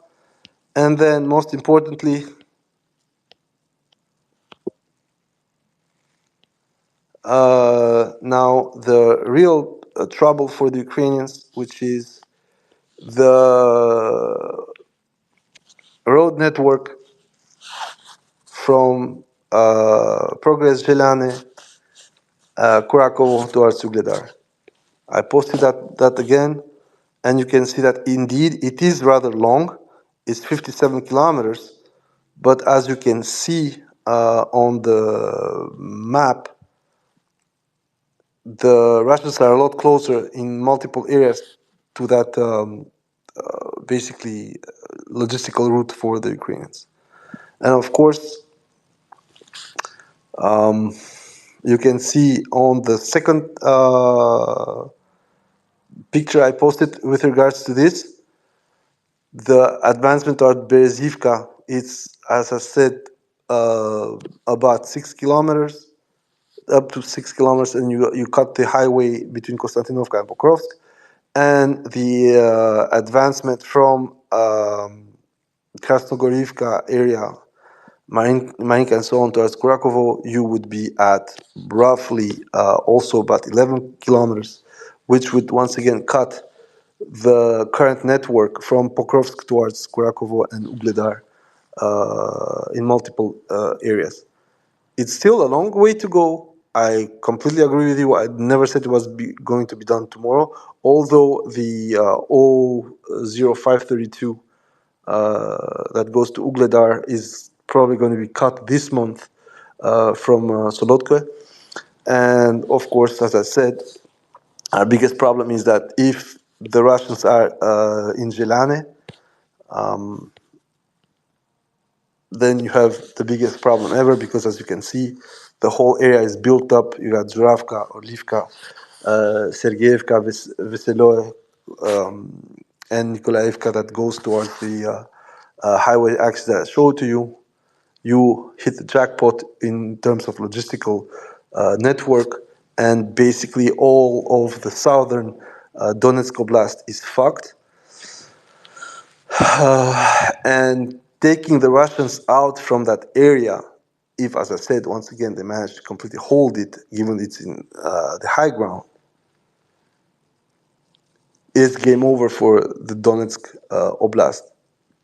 Hopefully it happens still this year, so that the difficulties of the Ukrainian army in the area are absolutely not manageable. And once it's done, and this is the most important part, once it's done, I said to you guys, then the Ukrainian counter will happen. And if it goes fast, they will have to half-ass it once again. If it's slow, so basically if this whole plan gets into motion roughly in March 2025, then the counter will be a lot better prepared. Do not forget the most recent declaration statement from Mike Sullivan, is that if the Russians of Russia expands its control over Ukraine, then the U.S. will pull out the limitations when it comes to U.S. weapons. But as I told you guys, the problem is not that much the limitations, because ATACMS is already limited. The problem is what weapons are going to follow up. If we speak about JASM extended range, then it's true that it's going to be a lot more painful than if the weapon arsenal stays where it is right now. I mean, it's just ATACMS, ground launch small diameter bombs, some small diameter bombs, maybe GSO for the F-16, so limited between 160 and 300 something kilometers. It's not that much of a problem as it stands right now. The depth is going to be limited, especially plane-wise, because of the danger from the Russian aviation and the Russian border. But when it comes to the other component, as I said, if the Americans start fucking giving modified tomahawks to be launched from the ground to Ukraine, then we have another problem. And this problem is not as much the damage this can cause to Russian infrastructure or military.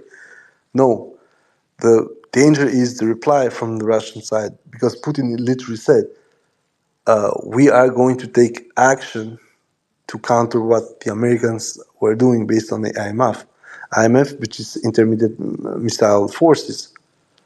And I'm sorry, but that speech, that evocation from Putin, to me, leads me to think that the Americans are really thinking about doing what they denied for 20 years they were going to do, which is putting ground-launched Tomahawk long-range missiles, cruise missiles in Romania and Poland,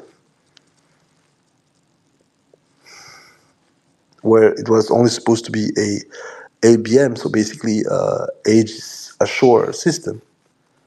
Now we are going to discover if the Americans have lied up to this time. Of course, Americans will say, no, but the deal was before Ukraine and all that. No, you cannot overshoot. We already had this discussion when the Americans got the fuck out of the IMF, and the first thing they did, they tried a VLS with a Mark 41. And that stuff is not something that you can pop out within 6 months.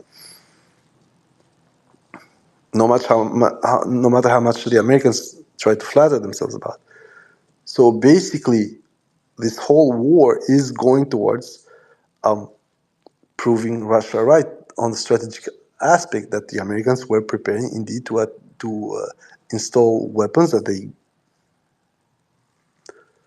absolutely denied were preparing, testing, and so on.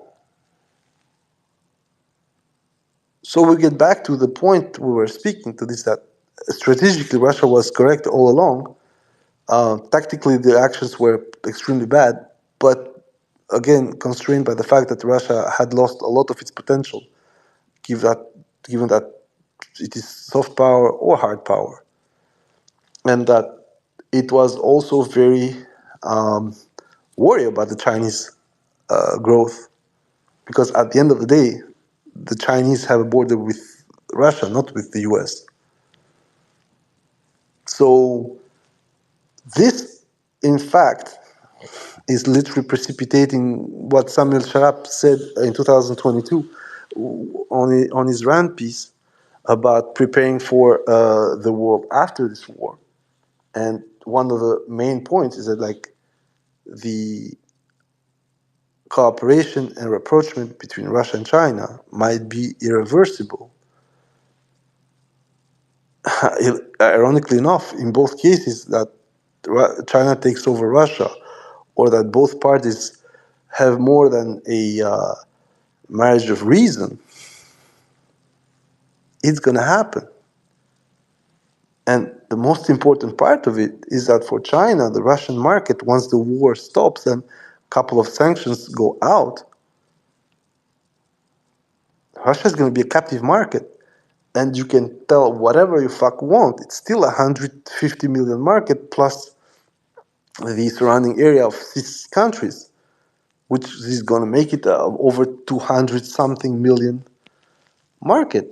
It doesn't replace Europe, but it cuts down costs. It allows Chinese influence to start penetrating, pouring in both CIS, in the Russian structural economy and structural population. It will make the Russians look east again, that they want it or not. It's a maximum strategic own goal for Europe because, as I often say, now the Chinese have a shiny new nuclear armor. They don't even need to produce more nukes. They're just going to have a extremely angry, revengeful Russia, and it doesn't matter who's going to be at its helm. Be that Putin, be that Belousov, be that baboon. It's not going to matter. Strategically, this war is a magic defeat for the Europeans, and also shows that at the end of the day, unlike what everybody was saying on the other camp, that the Russians are aggressive and stuff like that, it means that once you start a certain trend and dynamic, which is trying to push Russia out of the European market, be that through energy, through consumption, through exports, how the Americans wanted for a while. They wanted the Russians to be put on a corner that would force the Russians to go to Europe and say, okay, we stop all this bullshit. You can take Ukraine. Please get us in the market as well. And this term of exchange between both parties would allow the Americans to have this pyramid of control, which is we control politically the EU, which controls economically and politically the Russian market. So we don't need to bother with them until it's too late, and the Russians are going to be turned around a bit like Ukraine in order to basically become Pindostanis themselves, of which a large part of the Russian intelligentsia and elite is already part of. I mean, people like Abramovich, sorry, they're more Westerner than Russian. Russia for them is just a place where they make their money and spend their money sometimes. But they live abroad, their kids live abroad. So, in a sense, this thing is done now, with the problem that the Russian potential, the Russian energy market, Russian consumer market, it's near abroad. Now going to pass to China. And that linkage, if you saw the discussion between Erdogan and Monkey, the announcement was that the trade between both countries is 55 billion last year. with the aim to go to 100 billion within a few years. Erdogan had the same discussion with Ukraine. They also wanted to go to 100 billions. Of course, in which manner and what's the balance between the two, something completely different, but we'll not discuss that. Right now, it's just to say, you guys, that every single advancement of this war strategically is projecting more and more Russia in the east, but because of the Russian links with the east and the Caucasus, it is also creating a huge problem for Europe, given that if Russia were to win this war in the worst scenario for the Western world, then you would have a major problem. Because suddenly Turkey would be off the leash. Let's say it as it is. Turkey is already being both seated now. They are taking advantage, and they just said like 55 billion in trade, which is huge. Let's not lie about it. The Turks are taking great advantage of this war by having their ass between two chairs.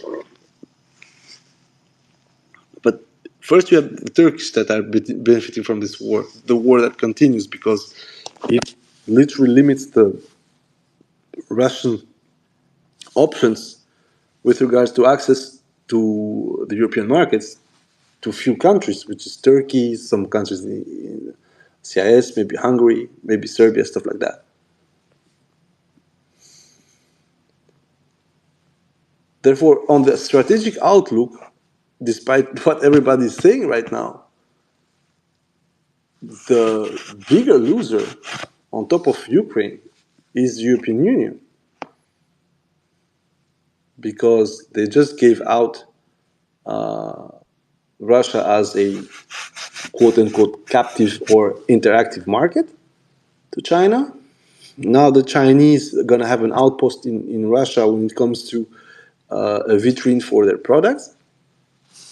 And later on, that's going to drip to Turkey as well.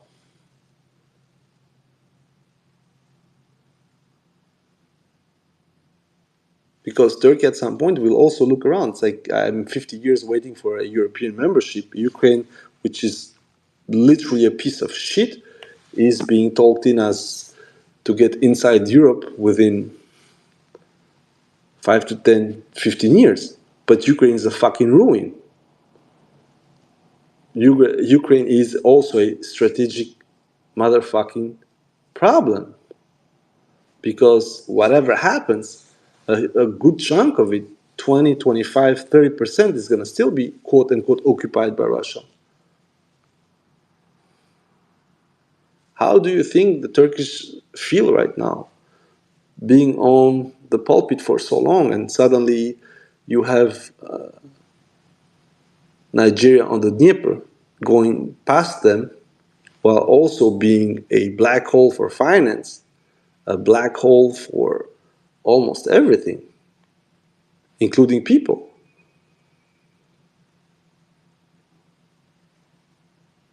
So we keep having these absolute miscues from the European Union leadership, and at some point, it's going to break. Israeli situation is probably the best example of it. On one side, you are shitting on Russia for whatever war crimes, genocide, now war crimes because they are hitting capital infrastructure that the US and themselves did to almost everybody in the region, and also to the Yugoslavs/Serbs in '99. It's hilarious. This war is showing exactly what the problem is with a Western-dominated system. I'm not saying it's bad or it's good. I'm not judging it. I'm just saying that when it's Western-dominated, the elements of judgment, the importance of the proximity, both interest-wise and geography-wise, are obvious. Ukraine is provided with probably more shit than anyone else has been the last 50 years or so, if we maybe exclude Vietnam.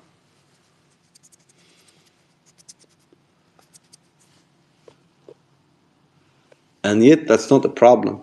That proliferation, that violence, that absolute breakdown in international law and control mechanism, that's not a problem. What is the problem is that Russia is invading Ukraine.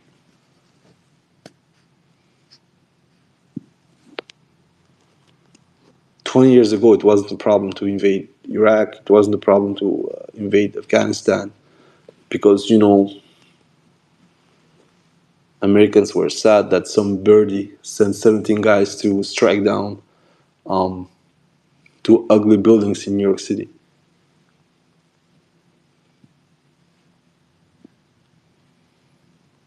And that's what it is.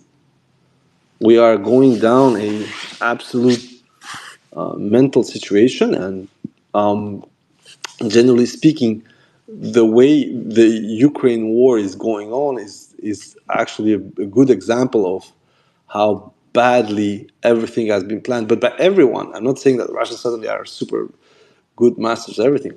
They literally shut the bed in 2022. Now they're recovering a situation that I think a lot of Zegros thought was lost. I'm pretty sure most of you guys in April 2022 were thinking, what the fuck is going on?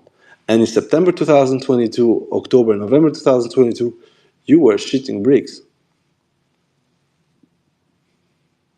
That's the power evocation. That's the PR strength of Ukraine. And they keep doing it. And every time we have these, sometimes it's so irrelevant. Remember the videos about Zala being hit by FPVs? And everybody's like, oh my God, what's going on? I'm like, nothing.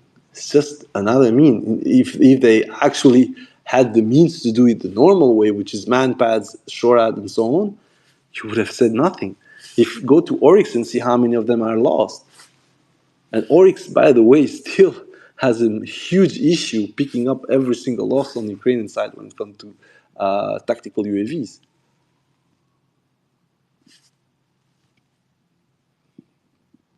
And every time when Ukrainians do PR, everybody loses their mind. Remember, the Black Sea Fleet is useless. Everybody's like, yeah, they're going to lose one each month. How about it right now? Atacams is going to kill S-400, S-300s. Yeah, there were losses. So what? What's going on now?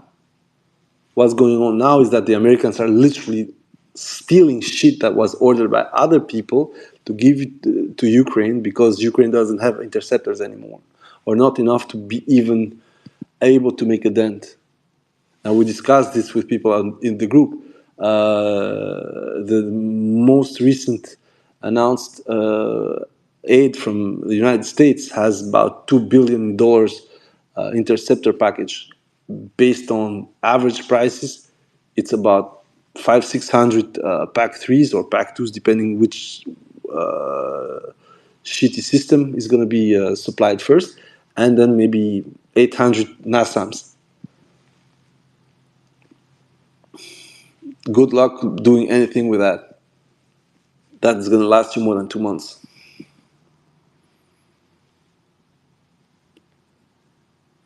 And on top of it, this means that once you've burned those, whatever you're going to give them, because, you'll have to either put them from stocks, as I said, as a plunder them from FMS, or take the production right away, which means that you're still going to fire maybe 160 of them per month if the Russians keep the same type of activity, and maybe lower the strike ratio.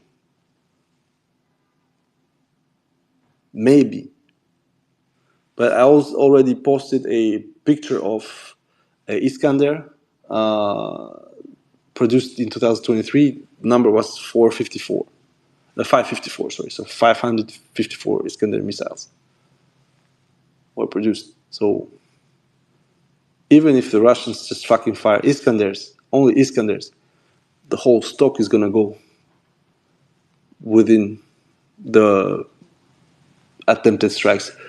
With, as I said once again, if they fire twice per each Iskander thrown at them, it would mean that in fact you can only stop half of, like, about 300. You can, not that you will. I hope that you see the complete craziness of the situation when the maximum you can give to Ukraine is not going to be good enough to stop half of what the Russians can throw at you. And of course, it's going to be through the year, but your delivery itself is going to be through the year because that's your production per year. It's about 600, 700, of which a part needs to go to the Americans. And parts will have to be delivered somewhere. And as you know, Taiwan needs to get 100 of those shits. So what do? You don't deliver to Taiwan to deliver to Ukraine, and then you don't deliver to Greece and Switzerland. And then suddenly you still need to deliver those back in time, which means that either you postpone another year or another period to deliver to them, or you don't deliver to Ukraine. So the gap that you don't allow the Russians now, you will allow it later on time, which means that later on time, maybe the situation is going to be even more crucial. Because instead of having all the Iskanders, maybe the Russians will start lobbing Iranian ballistic missiles at your ass. Or a new type of Shahid, or whatever you want to call that. Or North Korean Iskanders, Kim Iskanders. This is the biggest problem that we have, is that intellectually and planning-wise, the West is completely out of the loop. And a lot of people are like, yeah, for a fraction of our budget, we killed so many Russians. I'm like, yeah, fine. Where is the situation now? The situation now is that the only solution for Ukraine within short term, which is 3 to 6 months, is a couple of NATO divisions being deployed in Ukraine and actually attacking, with all the incognito consequence that it will have. And I agree. I don't give a fuck about that scenario anymore. Before I was a bit scared, but like now I'm, given that it's the only way for the Russians to be stopped, and given how mental the Americans have been in their own escalation, in their own lies, I have no problem believing that it will happen. How, where, how they're going to attack? Is it going to be from Poland? Is it going to be... That honestly doesn't matter. I cannot see any other solution within short term.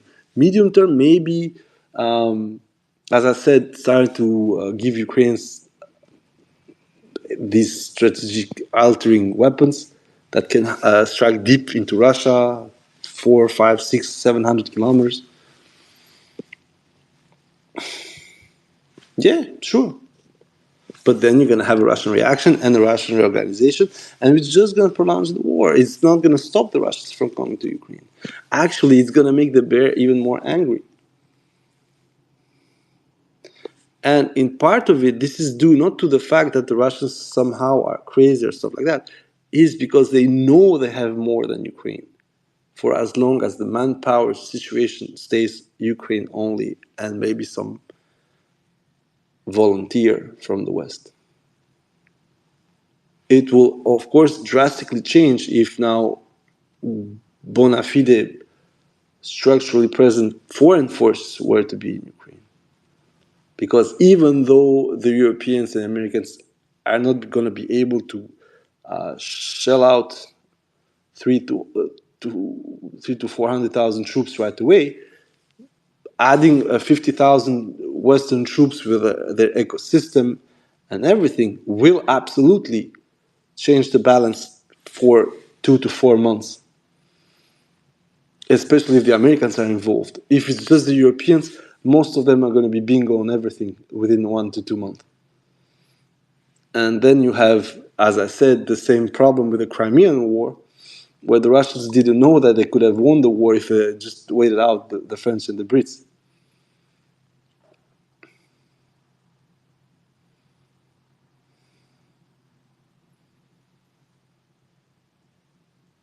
It's that simple, actually. And of course, we have this advancement, the Romanian NATO base, um, this investment westward to ammunition, weapons, and so on. As I said, one of the things that is going to be very funny, especially with the framework that Rheinmetall got for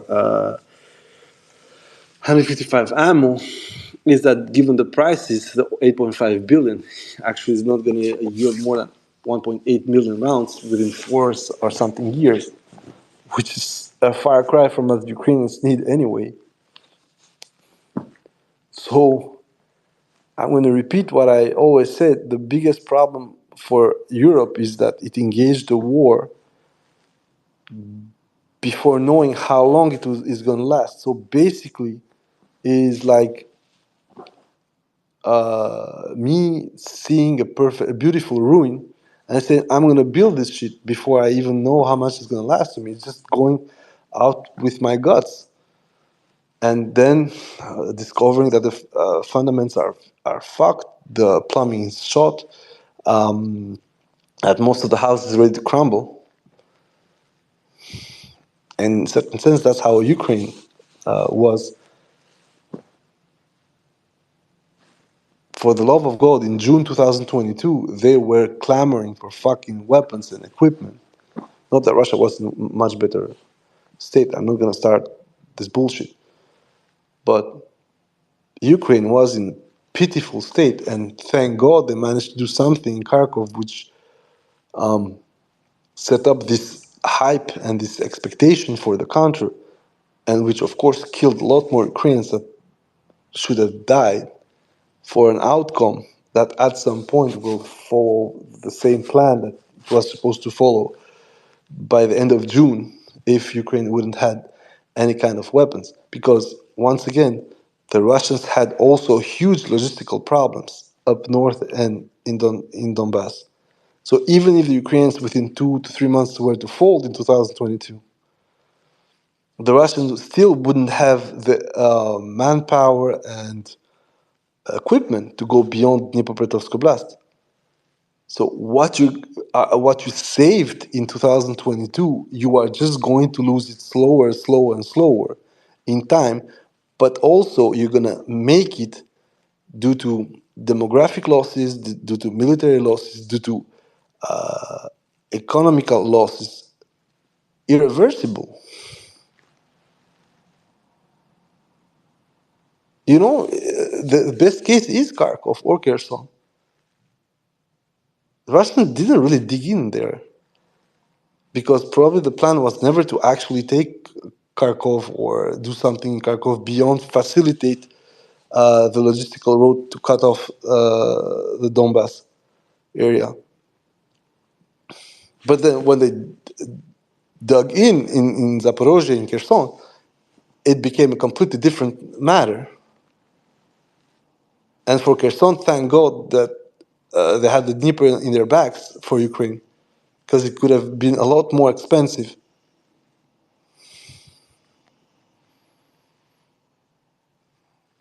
It could have turned out to how the offensive in Kharkov was, which was hugely successful up to October, but from October to December was literally a attrition war that ultimately cost them a rearmament and a replenishment phase that lasted for 6 months, as I said, and still wasn't properly done because that's what the capabilities of both the Western allies of Ukraine and Ukraine itself was.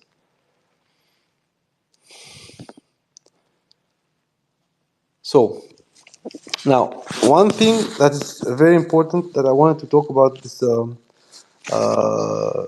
situation is also some of the major problematics on the Russian side.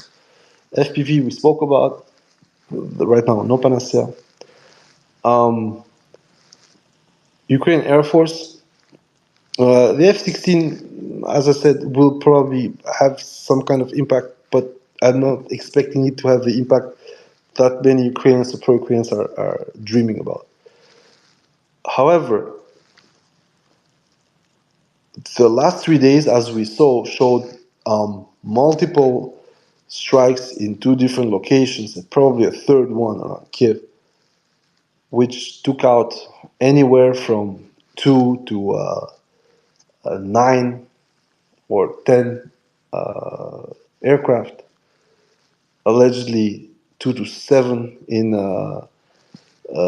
Poltava, the first strike, then the helicopter 8, then 2 to 3 in Kryvyi Rog. So I would go for 2 that we're sure, the 2 Sukhoi 27. All the rest then, that they're destroyed or not, it doesn't really matter.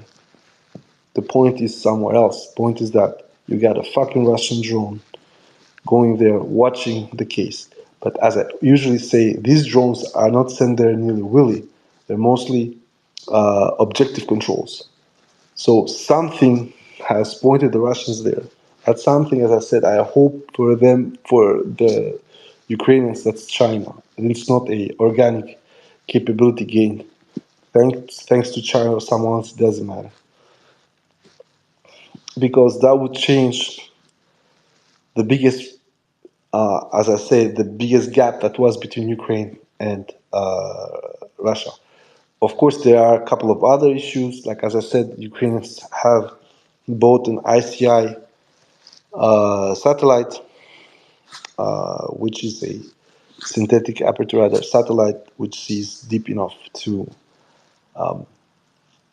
thwart any attempt to conceal equipment, artillery, planes, ships, whatever you want, for as long as it is at least 3 meters underground or covered by a 3 meter barrier.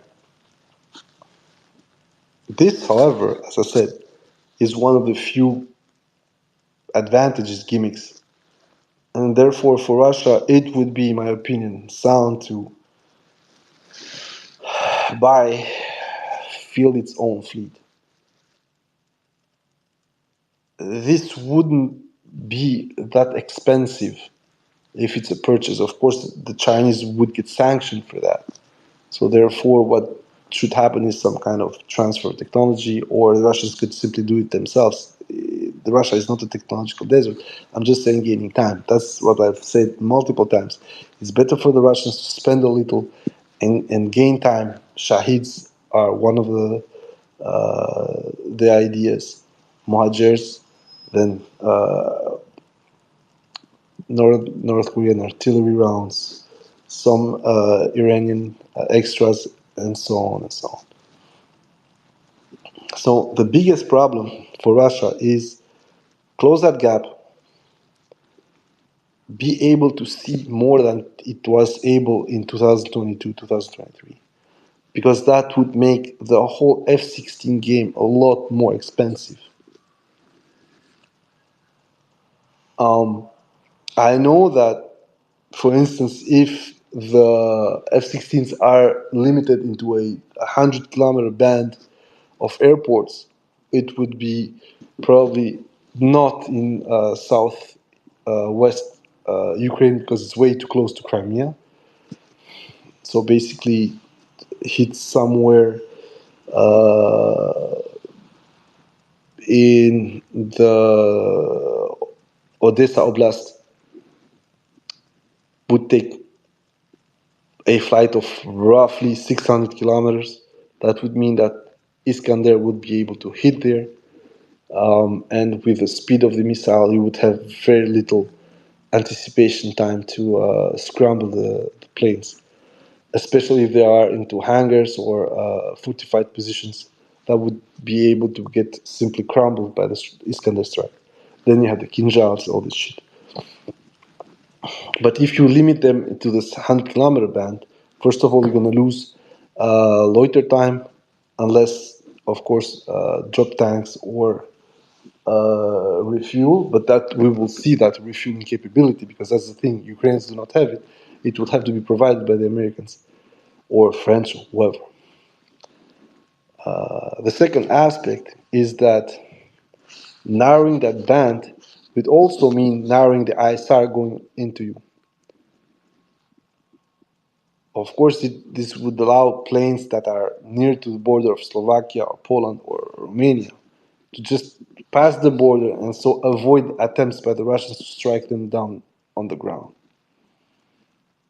But if they want a impact on the Eastern Front, they will have to come closer, so they will have to drop somewhere around Uman or Ivano-Frankivsk.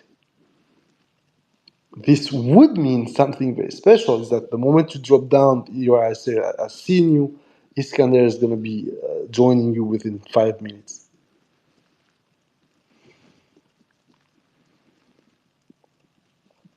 And that's the biggest, I think, announcement that the Russians made by hitting Poltava, Mirgorod in this case, that you cannot fucking hide.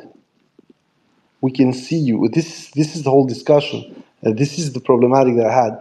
Right now, it seems that there is something afoot with Russian ISR. It has nothing to do with luck. It has nothing to do with pure radar following these planes. It has to do with ISR being on point. How, where, I rather believe that's the Chinese, because it makes the thing all the more funny. But if it's 100% Russian, oh my God, it's even better. Now, the last problematic is the aid received by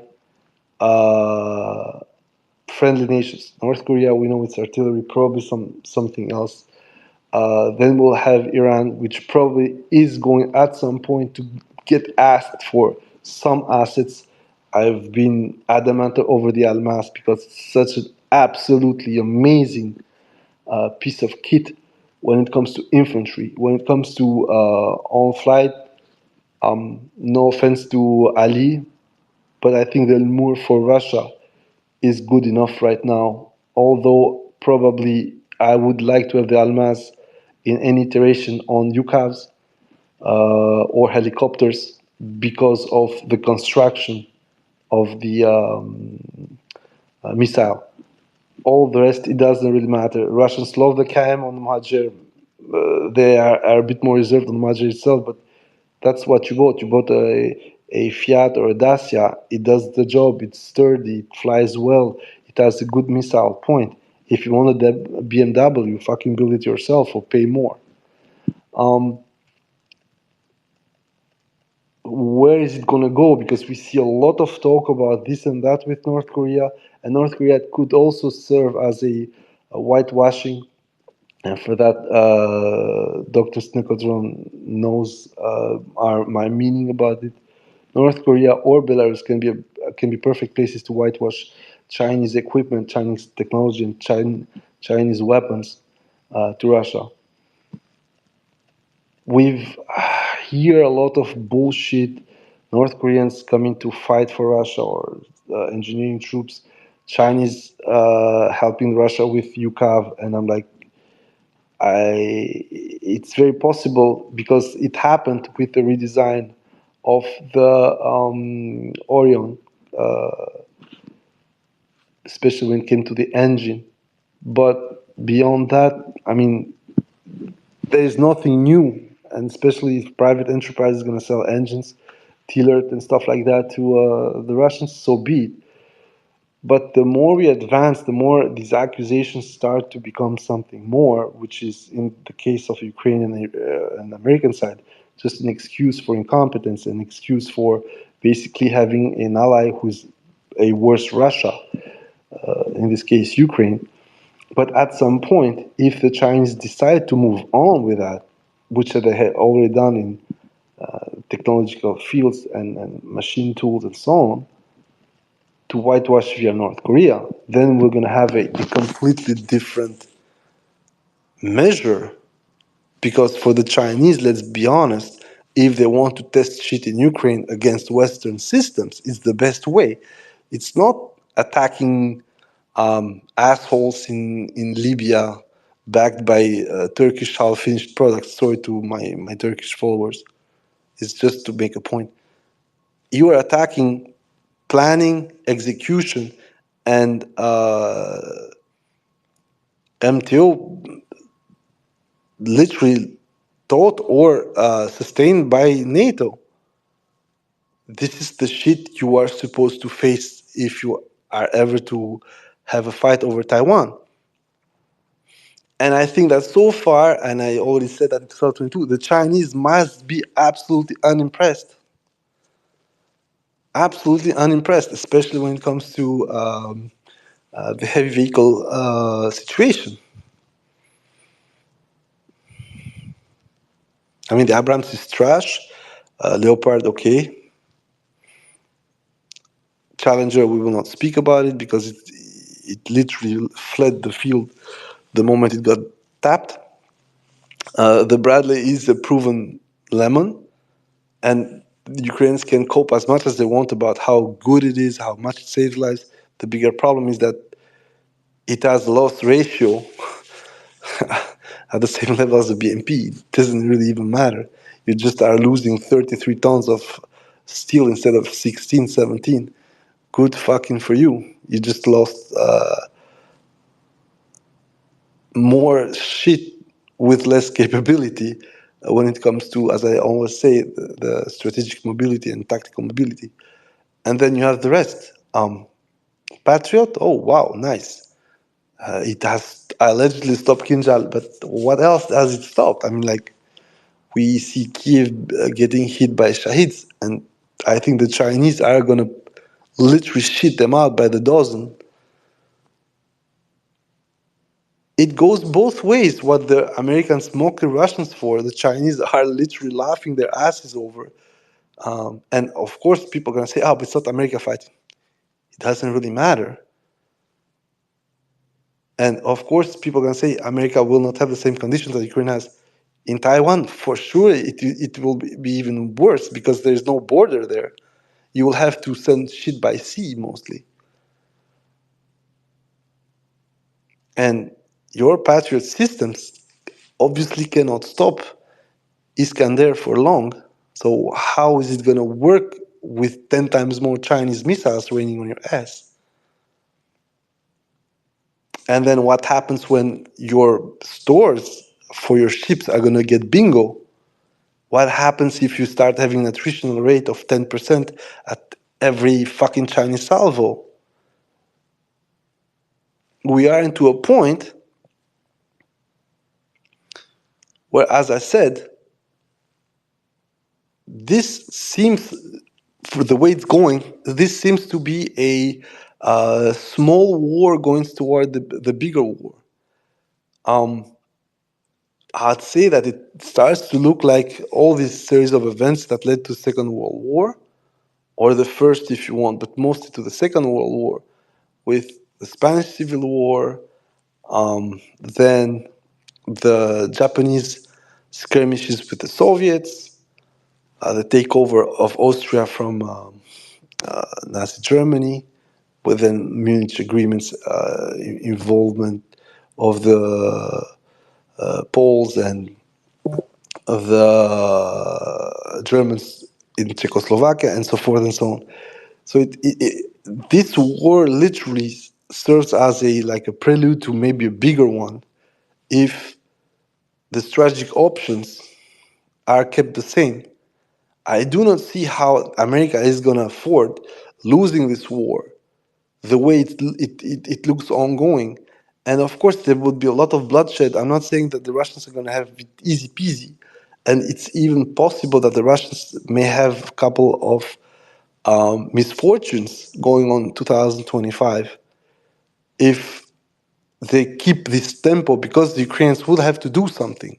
As I said, either they're completely fucked until September and then they will have to half-ass their counter in order not to be way behind.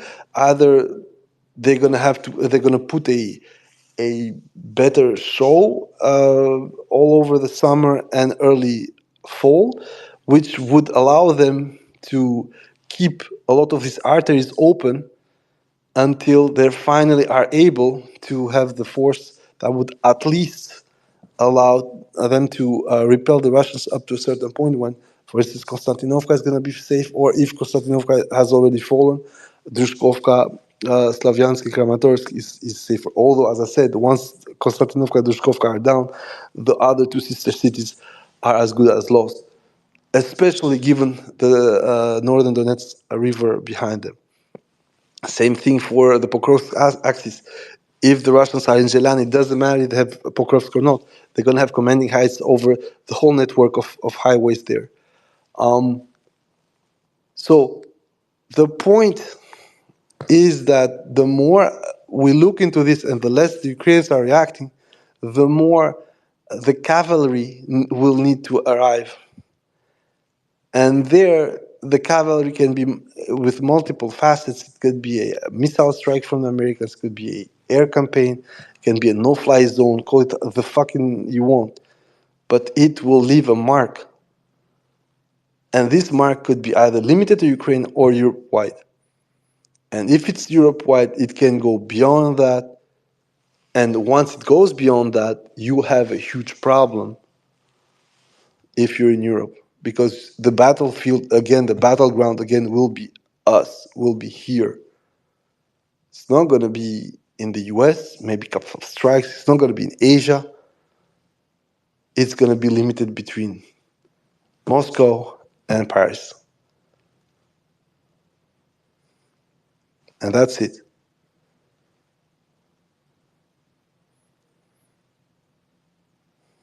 So, yeah, guys, it's I'm ending it on a bit of a doom, but this is where we're leaving. This is where we're going, because I do not see the Americans thinking straight right now. It really feels that they are offended by the fact that the Russians haven't tapped out, and they're also maybe not panicked, but absolutely mortified to see how useless the Ukrainians have been the last 3 to 4 months. After we heard the Americans tell them, shit, don't stay in Avdiivka, get the fuck out, prepare something, and make sure that you can defend it. And of course, the reverse face of the medal would be, wait, but we cannot live like this. We need to, mount a rear guard effort so we can dig in. None of them happened. And it's true that the Ukrainians complain about nothing had been dug in, but the reality is that nothing else happened. When you see the positions that the Russians are taking, they still seem completely atomized from one another.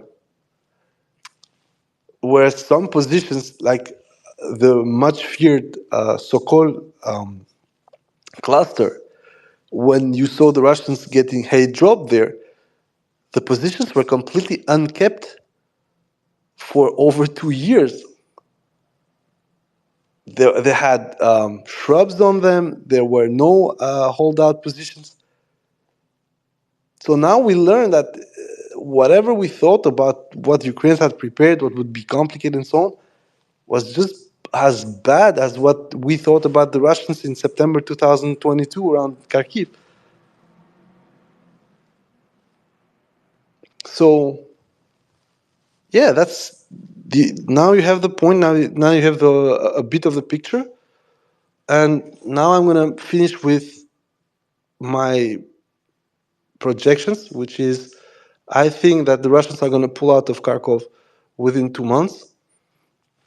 The current positions, if they manage to get to where I aimed at, so basically if they get beyond progress and are on their way to Zelane, Kharkov would have no more significance unless the Ukrainians make a second mistake, which is pull some troops from Kharkov to try and block them in the Ocheretino axis. And if it goes even worse, then the Russians might well think of keeping the Kharkov up and expanding it, maybe laterally or even in depth. But to me, if it's going to be the same Krinky on steroids, it makes no sense to keep Kharkov beyond the month of September as a feint, because within 4 months, Ukrainians already know the logistical routes for the troops on the multiple pockets there. But within 4 months, we will have the same thing we had in Krinky, where both sides knew perfectly where one and the other was coming. It was just a bloodbath.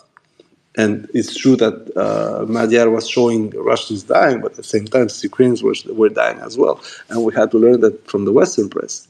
Despite every rebuttal, you can see what happened. Krinky is gone. We got the Russians putting TM-62 mines on top of the last Ukrainian positions in there and blowing them to shit.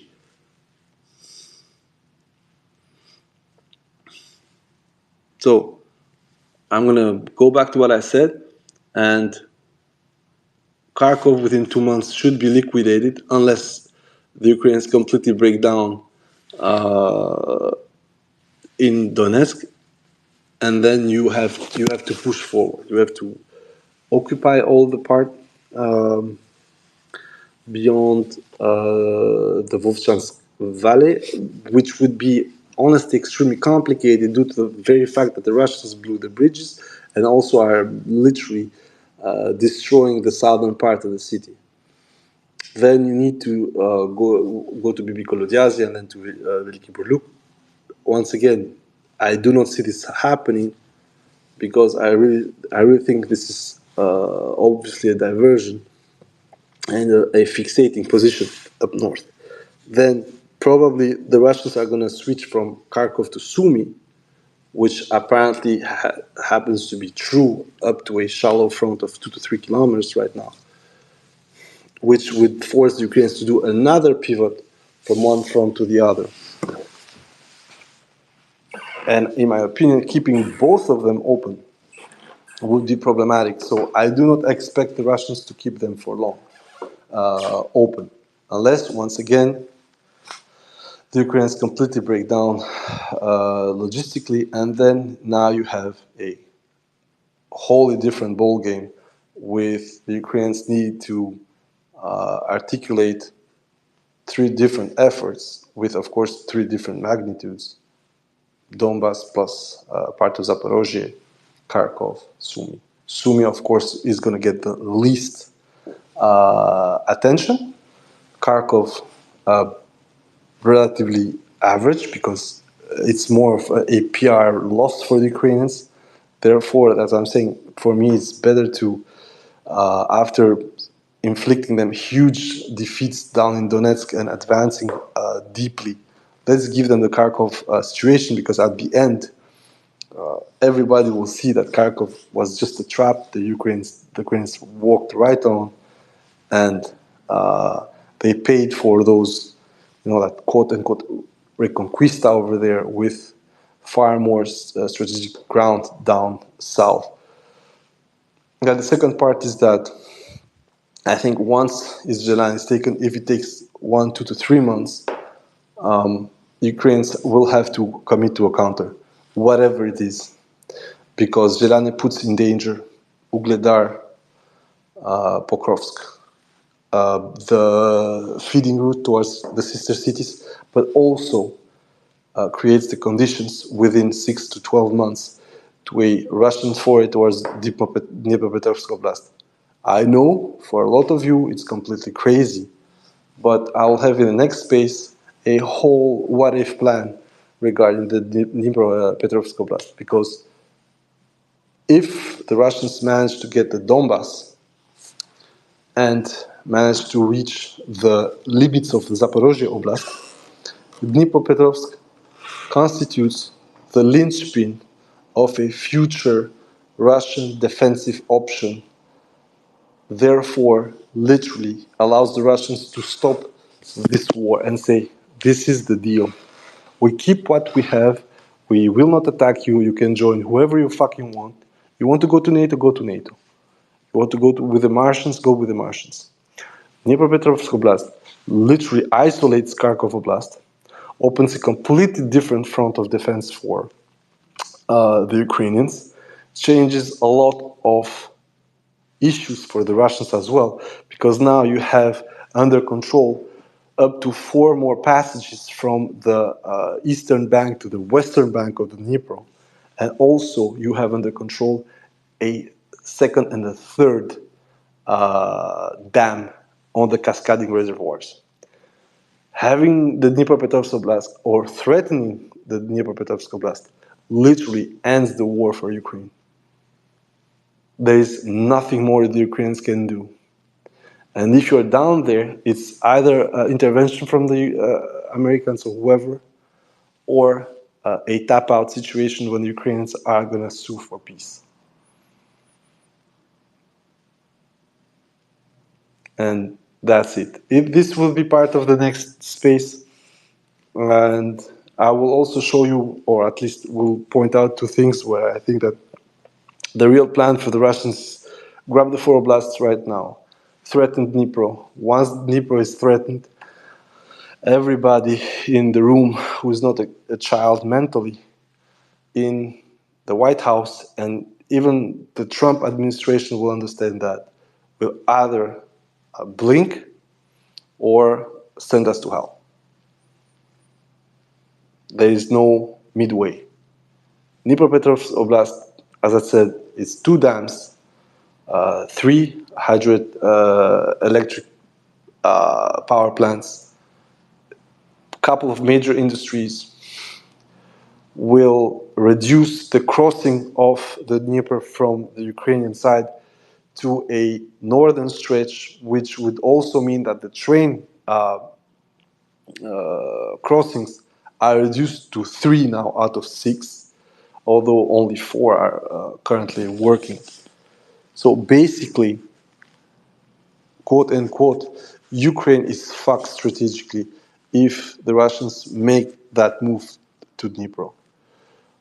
And the most important part, given that Dnipro follows the Dnieper bank, which is logical, that's the whole point, you are having a absolute shit show of control on the Ukrainian side. You are forced to cross on a way longer track now if you want to recover the ground you've lost, with a way shorter band of transfer. I said it's going to be from, I think, Kaniv towards Kiev. Right now, you have a very large band you can cross and a very, I'd say, advantages because the cut goes towards the Russian part. So basically, the Russians are having a larger playfield to defend, and most importantly, it's filled with backfield, with roads, with communication lines. Zaporozhye, I already said this, Zaporozhye has huge empty squares between highways. Of course, you're going to have villages and small towns, but you do not have rapid access. You cannot do like 50, 60 kilometers right away on the highway. The traffic, the circulation, the transit of your troops is a lot more complicated down south than up a bit north towards Dnipropetrovsk. As I said, it's going to be for the next space. Thank you very much, guys, for listening. That was it for the moment. Sorry for the initial beef with the usual retard. I finally followed the basically thoughts of a couple of people from the group, and I blocked him.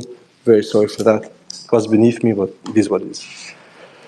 If you want to have a discussion, please. If you want to ask questions, please. It's up to you guys.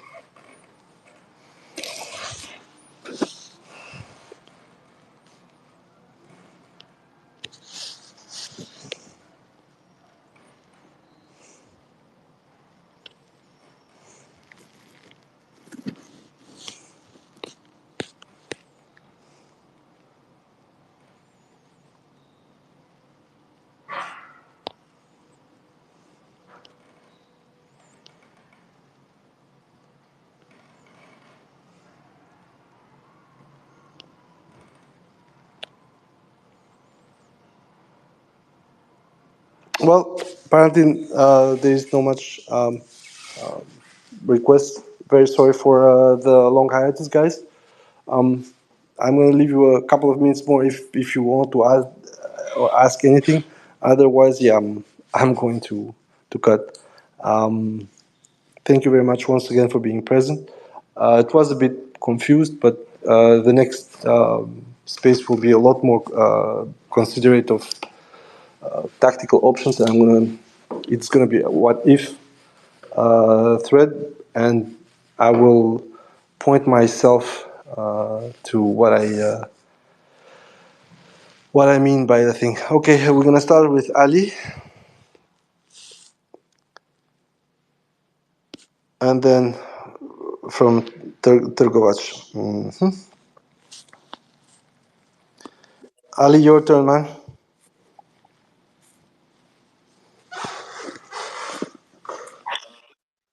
Yeah, I can hear you.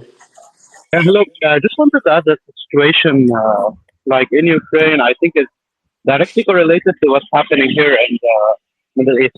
Sorry, I'm in the street, so there is a bit of noise. I was just saying that I think what will happen once Trump arrives at the White House is that he's gonna have to calm down one of the fronts.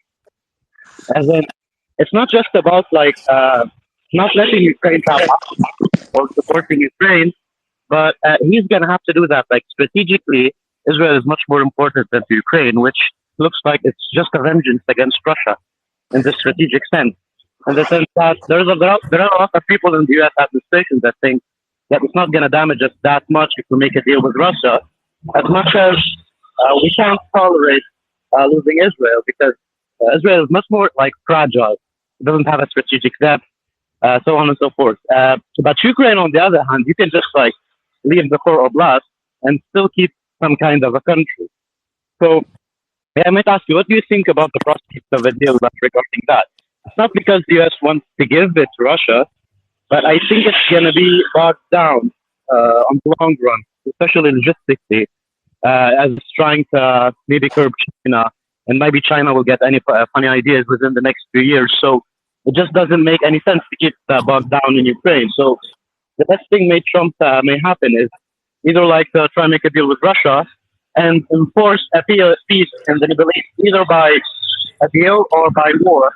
But I really don't think that Trump is gonna keep going with the war in Ukraine. It doesn't just fit his whole mindset about making deals and the most profit. Doesn't care about ideology in that regard. What do you think?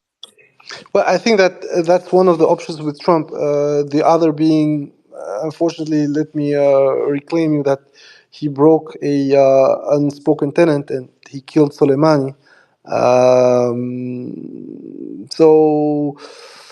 In the sense, what I just said also reinforces your point because he killed Soleimani out of the pro-Israeli lobby within his government.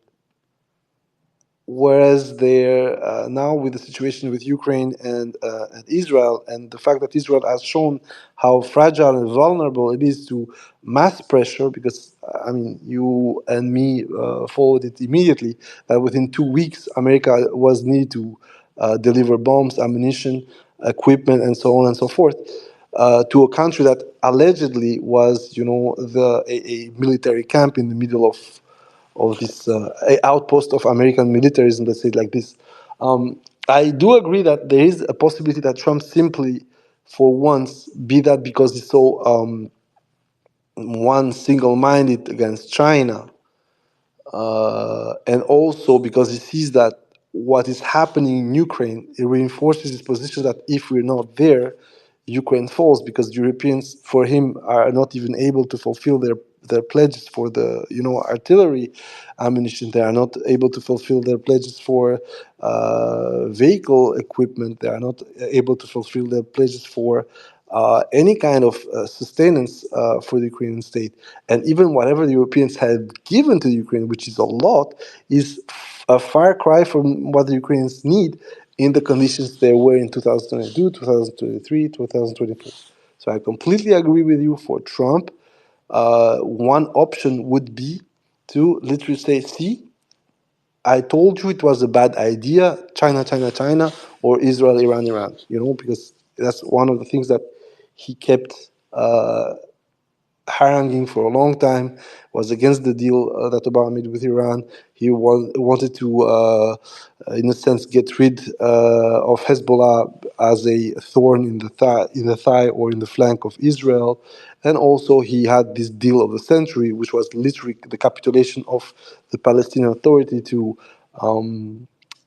Israeli demands, which ironically enough both sides rejected, although the Palestinian Authority did it like out of, I'd say, diplomatic reserve and tactfulness, whereas the Israelis literally were like, "Fuck this shit, we want everything or nothing," and in their minds, the advancement of their own colonial project was so far that it made no more sense for them to create this second entity that they had completely enclaved and were controlling by trade, by legal guarantees, and by agreement. Because, as you know, they control the borders of the Palestinian state.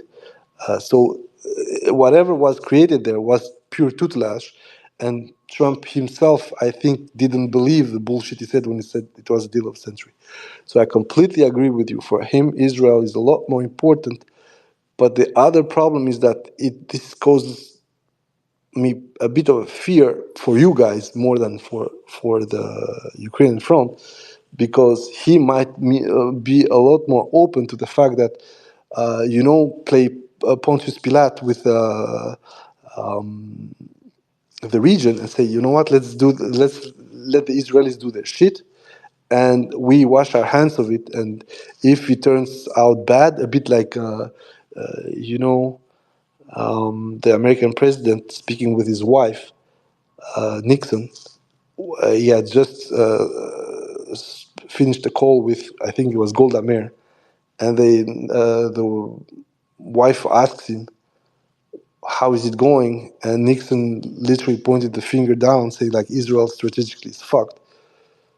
So I believe that Trump is going to go for the option that you described, which is at least temporize in Ukraine, allow them to maybe not lose completely.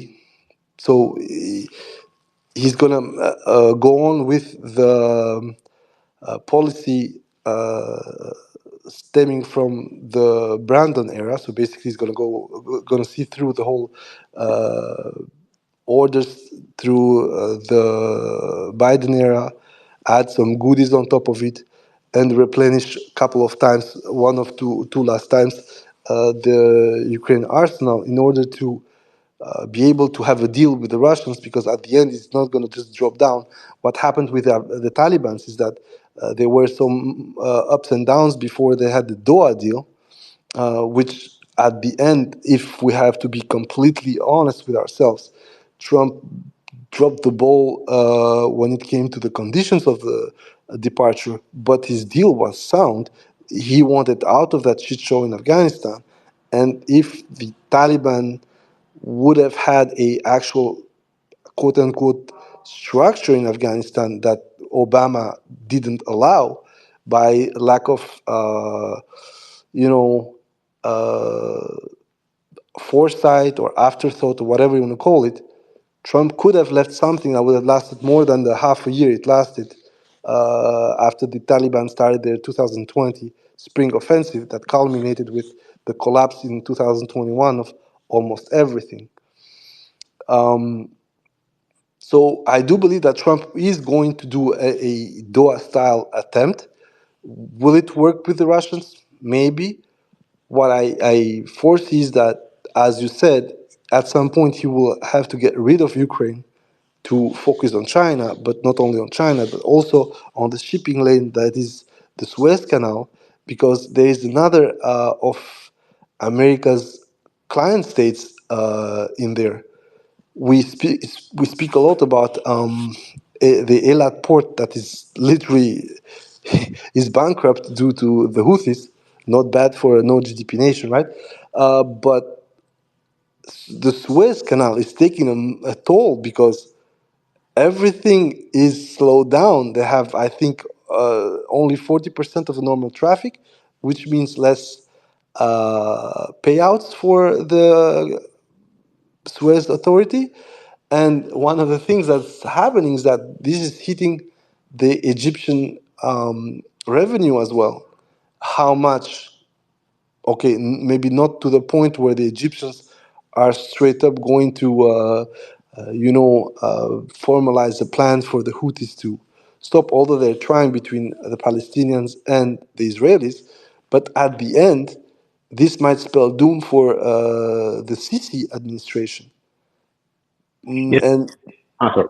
and this is my biggest problem is that the Americans also need to think about one of the biggest achievements of the 80s of the Carter administration, which was literally having the Egyptians stop attacking Israel, especially as they armed Egypt in order for both warring factions to be in a still lopsided equation, but at least the Egyptians could keep their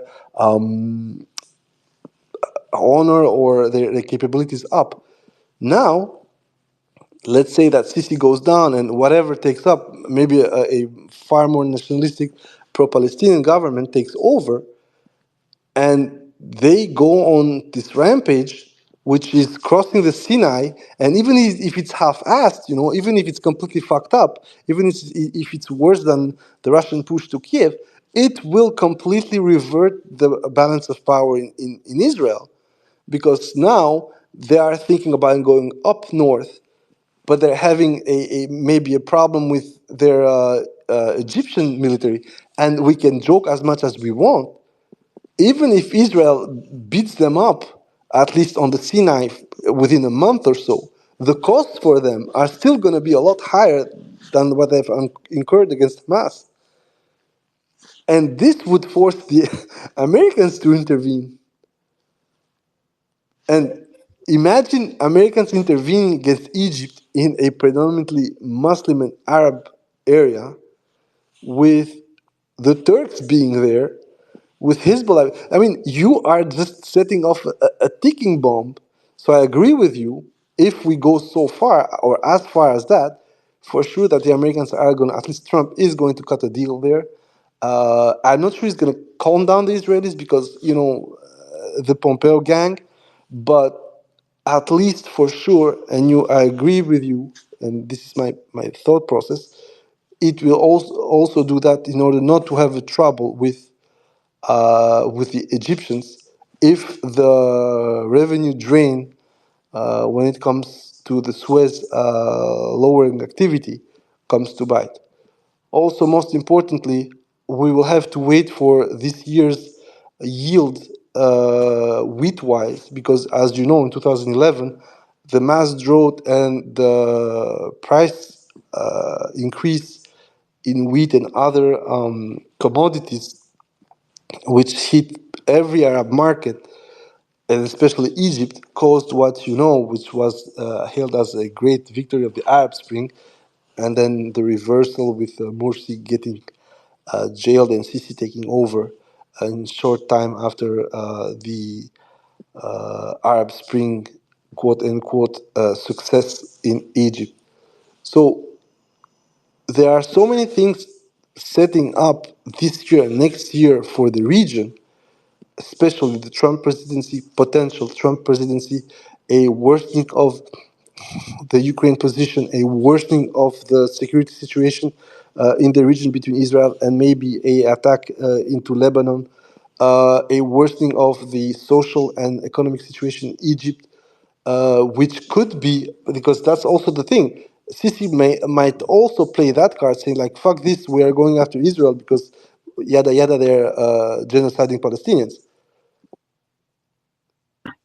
Yeah, but I mean, if I might add the Yeah, situation go about ahead. Egypt, unironically, there were some like small protests the other day because one of the it shows you something. One of the gas pipes going from the Israelis to the Egyptians actually went down for a reason or another. I don't know if there was like sabotage or something, but in the sense that if the Israelis go for a full scale war, such facilities, gas facilities, and water desalination projects that have been financed by the Americans as well could potentially ruin the whole integration process. So I don't know if you know about there is also something called the new economic zones, which they actually put in Egypt and in Jordan, which entails that I think it was during the Clinton administration to actually integrate more in the region. So if you get like 7 or 4%, depending on the merge of Israeli components inside your product, you can actually export it to America what you call it, taxes. So the thing is to say, it was in the core of the project to actually integrate, so to make other parties within the region depend on it. Now it has been reinforced by the digitalization. They want to make Israel some kind of Ireland, where all the servers of the communications and the whole giga corporation in Israel. So to make it like the Arabs depend on it. So the whole project is at risk now, not only like the diplomatic normalization, but what I'm saying is, what if like such projects maybe get hit? I mean, gas. The Egyptians can go really, really fast, into the streets if they have no power, since they're importing now gas from Israel. That's the fun part. But to say it's only also going to get worse with Israel because if the Ukrainians get their F-16, they would need spare parts, they would need JDAM, they would need all the other components that Israel also desperately needs in case it goes into a full-scale war. The thing is that they might have, that they wanted to deliver their Patriots. It doesn't make any sense to Ukraine. But it's just the logistical power of America is here at its limit. So people say usually Trump is just a crazy man. He's a maniac. He's going to launch war on everyone. But there are some limits to material power here, where you can project as much as you can. You can't just say, we can print dollars, but you can't print JDAMs and spare parts. Well, so to sum it all up, I think it's not that he wants it, but he's basically pushed to the corner to actually even to make Ukraine lose territory, but to fix other places because situation within Ukraine, the advances are slow. You can freeze the conflict or maybe like a delay in shipment won't collapse the whole front, as much as we see, but any delay in action, say in a war within the Middle East could potentially show destruction on the US power projection here. And I don't think it's within the better interest, not because the whole Pompeo, also because of the Pompeo gang, but it's just everyone is behaving in the sense in the Middle East because Israel is there. It's just the pinnacle. So that's why the US has allies, Turkey, Egypt, all along. But if something might happen to it, they might lose the whole region. So the whole China strategy, because people actually thought, yeah, China is more important. Yeah, I know, but China wouldn't matter if they lost the Middle East. Just like the peace in between. So I don't know, but I think Trump really has hard choices now. Maybe to just freeze the Ukraine conflict and go full scale here. I hope not. But I think he's more pushed to do that. Well, actually, you built up the more or less the argument I was trying to say, that the bigger problem for America within Israel is that for a while now, about 10 years, Israel has also served as its startup place because it's out of the eyes. There are multiple things. So part of the COVID vaccine was also tested there, and so on and so on. So I completely agree with you. And the bottom line is, as you said it initially, and I think we spoke enough of it, Trump is between a rock and a hard place. And we all hope, although I have this feeling that your hope and my hope are close but not exactly the same. We all hope that Trump will do something smarter for once, which is try and finish off one thing before trying to finish off the second one. Because if he tries to do both at the same time, he's going to face exactly what you said, which is the limits of the American logistical projection power, but also the limits of the American production rate right now. And I think Snake soon is going to exactly say, at least for the interceptors and the situation with Israeli missiles, exactly that. Snake, I'm first with Turgovach, then Army, then with you. I'm really sorry, man. They were there before.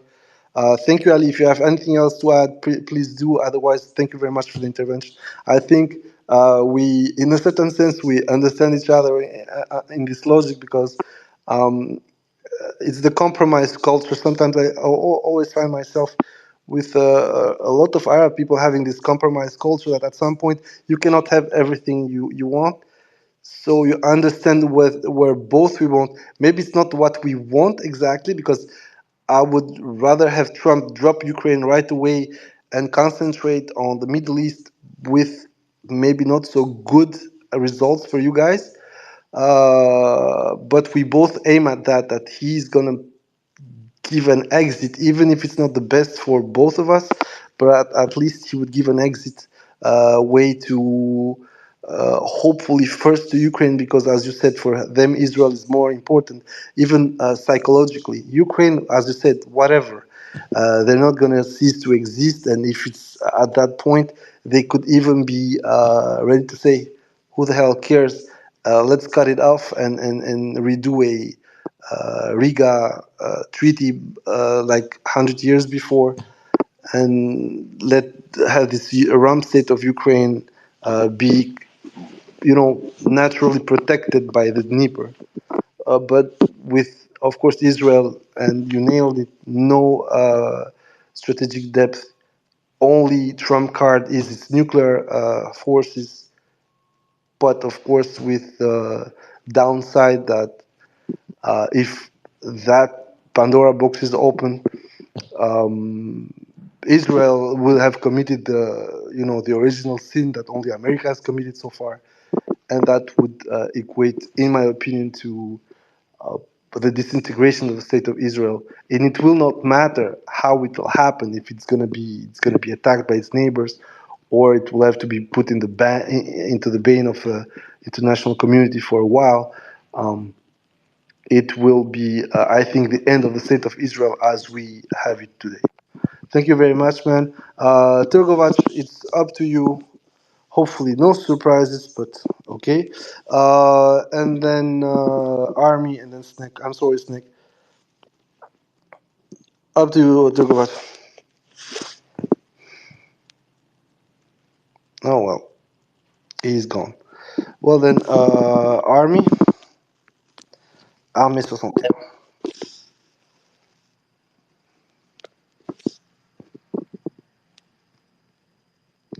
Oh fuck. Army, I'm sorry. Turgovac is back on. Oh, God damn it, man.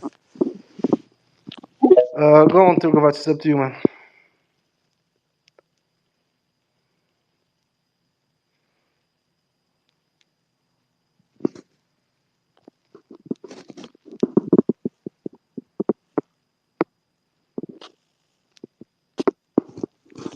Okay. Turgovac. Bro, I'm sorry. I connected you. What can I do more? Okay, Arme, please, up to you, man. Hopefully, Turgovac meanwhile can connect. You can go on, man. Okay, hello. How's the quality? Yeah, it's fine. One thing I would really love to know, like a perfect list of the inventory of the ammunition reserves of Israel, like everything in really in detail. I would love to know.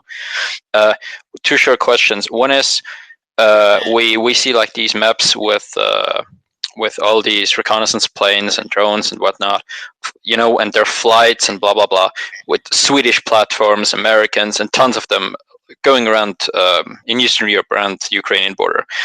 Short question: Is it like the sorties they're doing per day? Is that like going down?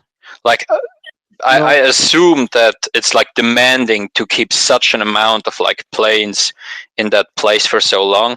Even like the age of some of these platforms is like they're not like new platforms. That's like one, and the second one is like plane production and helicopters.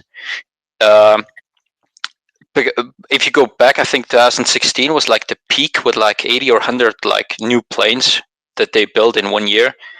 And since then they like massively reduce, and some people say it's because they don't need more, or they don't order more. Question: Is it now that they don't order more, or is it that they order more but they cannot build them because they're like bottleneck because of like replacing parts that are like sanctioned? And the same for helicopters. Thanks. You mean for the on the Russian side, right? Yes. Well, on the Russian side, the problem with the Russians is that they are plan stricken. It honestly, and this is the biggest problem I have, is that they are literally milking every single frame to a point when I myself, I'm like, okay, fine, they can do it. And most of the frames, especially for Su-34s, are rather fresh, and the losses are not that problematic because we are going to the third year, and I think they are proven less than 40. I'm not sure. Should be around 40. It's still 13 a year, and with a lot more losses the first year, and then now it's going lower and lower. And without the ground strikes by ATACMS or drones or whatever, they would have been at zero losses this year. One crashed trying to leave Morozovsk. So there is a silver lining there when it comes to the operational aspect. Russians are losing less aircraft in the air, and they are being more efficient with their bombing, thanks to MPKs, thanks to ISR, thanks to whatever you want. On the production itself, we don't know how many they deliver. So far, a lot of people have said like between 25 and 30, mostly given to the fact that they are not forced to do more. Is that cope? Is that the reality? Honestly, I would say that's a bit of a cope, uh, based on the fact that they are overstretched when it comes to specialized manpower. So basically, they are now building everything they can, and in this sense, thanks to the UNPK, the demand for new airframes in the short term, 2 to 5 years, is not that huge. That could change with the F-16 if things go south, but as I said, I do not expect the F-16 to have that kind of impact immediately. Maybe in 6 months, when uh, the patterns would be analyzed and the Americans would come with a game plan to start shooting one or two per week. And then within 5 weeks, you have five Su-34s lost, and suddenly you need to review your whole bombing pattern. The problem with this aspect is that to do that, the Americans would need to come way too close for comfort. And the only way to do that would be to, of course, use these Swedish early warning / radar planes. The problem with them is that their range is so limited that they can suffer a counter strike from the Russians right off the bat. Um, my problem indeed is with the helicopters. We've seen a report in which they had this tour of the Ulan-Ude aviation plant, and there were 6 frames. I'm not sure if it's in May or in April. I'm going to try and find it again. You had 6 frames of Ka-52Ms being assembled. If indeed the batches are 6 to 8 and take about 2 months to build, then it's fine. It's not a big deal because you're gonna have these 2 months of putting them together, then another 2 to 4 months of test flights, and which means that within 4 months you are able to deliver 6 or 8, and then 6 or 8, 6 or 8. So from, let's say, today until next year, you should receive about 24 helicopters, of which 24 others are being assembled, or 36, and in this case it's 18 and 18. Why? Because, as I said, it would take 6 months from production to testing and delivery. So, I mean, you can do the math on your own. If it's indeed the 18 to 18, so 36 helicopters per year, then it's still fine. 48 would be better, but 36 would be fine because the losses of helicopters so far, except for the major strike in Berdyansk and Luhansk, the losses are pretty low, and they mostly concern helicopters coming in close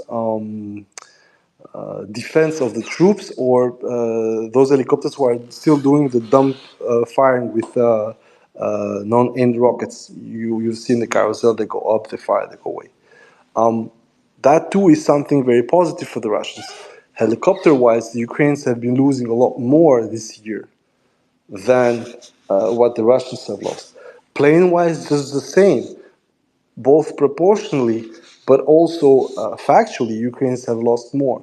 Now, is this comparison fair? Like to say Ukrainians have lost more? Is it a cope for the lack of quote unquote production? In my opinion, as I said, it is a bit of a cope because honestly, what would change a lot on the Russian side is either refurbish Sukhoi 24s, either build more Sukhoi 34s. If you refurbish more Sukhoi 24s and you send them away with UMPKs, UMPDs, UMPB, sorry, it doesn't matter. I mean, like, you're just gonna extend your bombing truck park, and given that the only thing you do is to go between 60 and 90 kilometers from your target and drop all these different type of ordnances, that you do it with a Su-34 or with the Su-24, it matters little given how the bombs are armed and how they are released. So it's true that there must be a bottleneck. It could be a technical bottleneck. I'm not going to pretend that that doesn't exist. But in my opinion, what is more true is that you have a manpower bottleneck, especially because you are dealing with specialized workforce for which you need to train these guys between 6 months and a year to be sure they're not going to make mistakes. You are not producing shoes, you are not producing clothing, you are producing a very specific type of machinery. And for that, you also need other problems. You have your alloys that need to be on point. You are going to have, obviously, as I said, a potential technological limitation, and also the choices that the Russians themselves made. If the Russians have started a program for refurbishment for the Su-24s, maybe then you have an explanation on why, instead of having more 34s, suddenly you're going to see Su-34s with UMPKs popping out. It is thus a matter of workforce, a matter of potential technical and technological impediment, but also a matter of quote-unquote cash. And the Russians have been showing all over this war that they are ready to pay the least possible for an average result. Let's think at the fact that instead of going full throttle on the modernized BTR 82, which would, in my opinion, change a lot, both in survivability but also in the quality of the vehicle, they are still popping out BTR 82s with the back engine, just in order for them, first of all, to keep the costs low, but also not to have to lose the 4 to 6 years time in either building a new line or changing the specifications of their assembly line. Once again, this has been the problem for people who know me from before this war. The penny pinching situation plus the graft and corruption has been a major problem within the Russian Ministry of Defense, its procurement policy, and the Russian military-industrial complex. But this, as I said, is not new. It's not even limited to Russia. Ukraine is worse. In America, have also localized such problems. At the end of the day, the military-industrial complex is everywhere going to be the same, with the exception of some countries. And once again, I want to single out Iran, although I think that their infatuation with UAVs is linked to the fact that they were technologically starved up to a certain point for other assets like tanks and other vehicles. But once again, most of the military-industrial complexes have corruption in them, have graft in them, and mostly because they are monopolies on their own. In America, especially, is a oligopoly, which is also a monopoly. If you want to buy planes with NATO standard, if you don't buy American, you have very few choices. And if you want to buy a volume, you have even less choices because who is going to produce 54, 60, 100 planes for you right off the bat within a couple of years, if not America? Most other producers will say, okay, I'm going to deliver you 30 in 5 years or 6 or 7 years. America will do 30 within the year. Of course, your pilot might die because the oxygen system will be impaired by assembling bullshit, or your front landing gear might go to tits, destroying your plane. But you pay the exclusivity of owning an American piece of hardware. Okay, it was a joke. But with you on that aspect, I completely agree, and I see the problem. And I would say it's a mix of a cope, manpower limitations, choices, compromises within the war, but also, most importantly, the nature of the war chosen by the Russian Ministry of Defense and the Russian political leadership. The point now is not anymore to make big arrow offensives, it's just to wear down the Ukrainians to a point where it's going to be either tap out, either die. Of course, because of the West, the second option is never going to happen. They are going to be made tap out at some point if it keeps going like this. But yeah. And as for the flights, NATO flights in Europe, into the Black Sea and to the northern belt from Poland, it's still limited. Like they're flying about 4 hours a day. Most of the flight is supervised or superseded by UAV, UCAV, reconnaissance, and of course the ISR is extremely pervasive. So when you see on flight radars 4 or 5 planes flying around, this is shown as the hyperactivity, but most of the activity is satellites and drones. And when you have this interlope of multiple systems, is also part of the black PR that is being laid out. But both sides. On one side, you have the Russians absolutely willing to shoot down a drone, but in fact, to me, shooting down the RQ4 or MQ4, whatever you want to call it, will not change much. At the end, yeah, of course, you're going to shoot down like a 200 million or 100 million asset, but the reality, your biggest problem is not them. Your biggest problem is the joint rivet flying from the British, a couple of other man flies from the US, the Swedish assholes, the Italians. Those are your problems. They get the most interesting part of your defense system. And of course, shooting down the Triton or whatever you want to call it, it's fine. One forte less, two fortes less, but it will just push the Americans to put another in there, and the cost of it could be an escalation that you don't want to matter. My point is, at this moment, shooting it down or not will not change. So why not shooting it down? And I am the first to say now. Before it wasn't like this. I was like, okay, it doesn't really matter. They're just going to put another in there. You can see that in Yemen. In Yemen, they lost 6 or 7 Reapers. They put already 2 others on top of them. And what does it really change for them strategically? Not much, because the Houthis are still firing ballistic missiles and shit to ships going towards Eilat or the Suez Canal. But it's the same for the Russians, just in reverse. Okay, you're going to shoot them down, then what? Your biggest problem is still in the sky, and you cannot touch it, which is, as I said, the satellite constellation.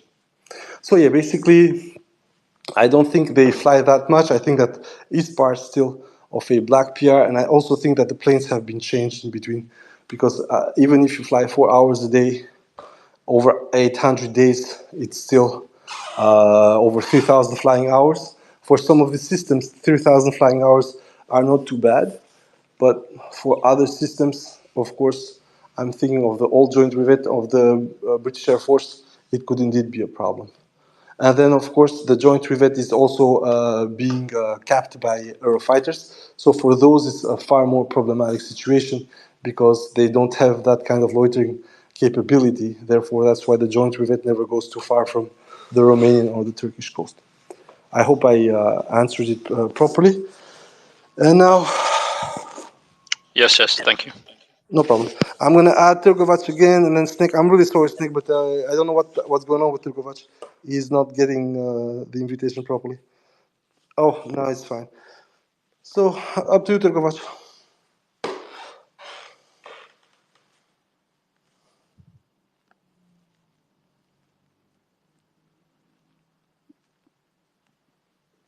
Can you guys hear him? Because I cannot hear him.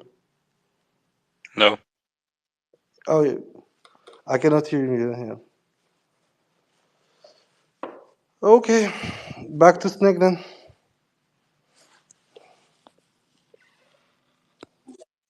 Go on, Snake. It's to you. It's up to you, man. Sorry for the delay.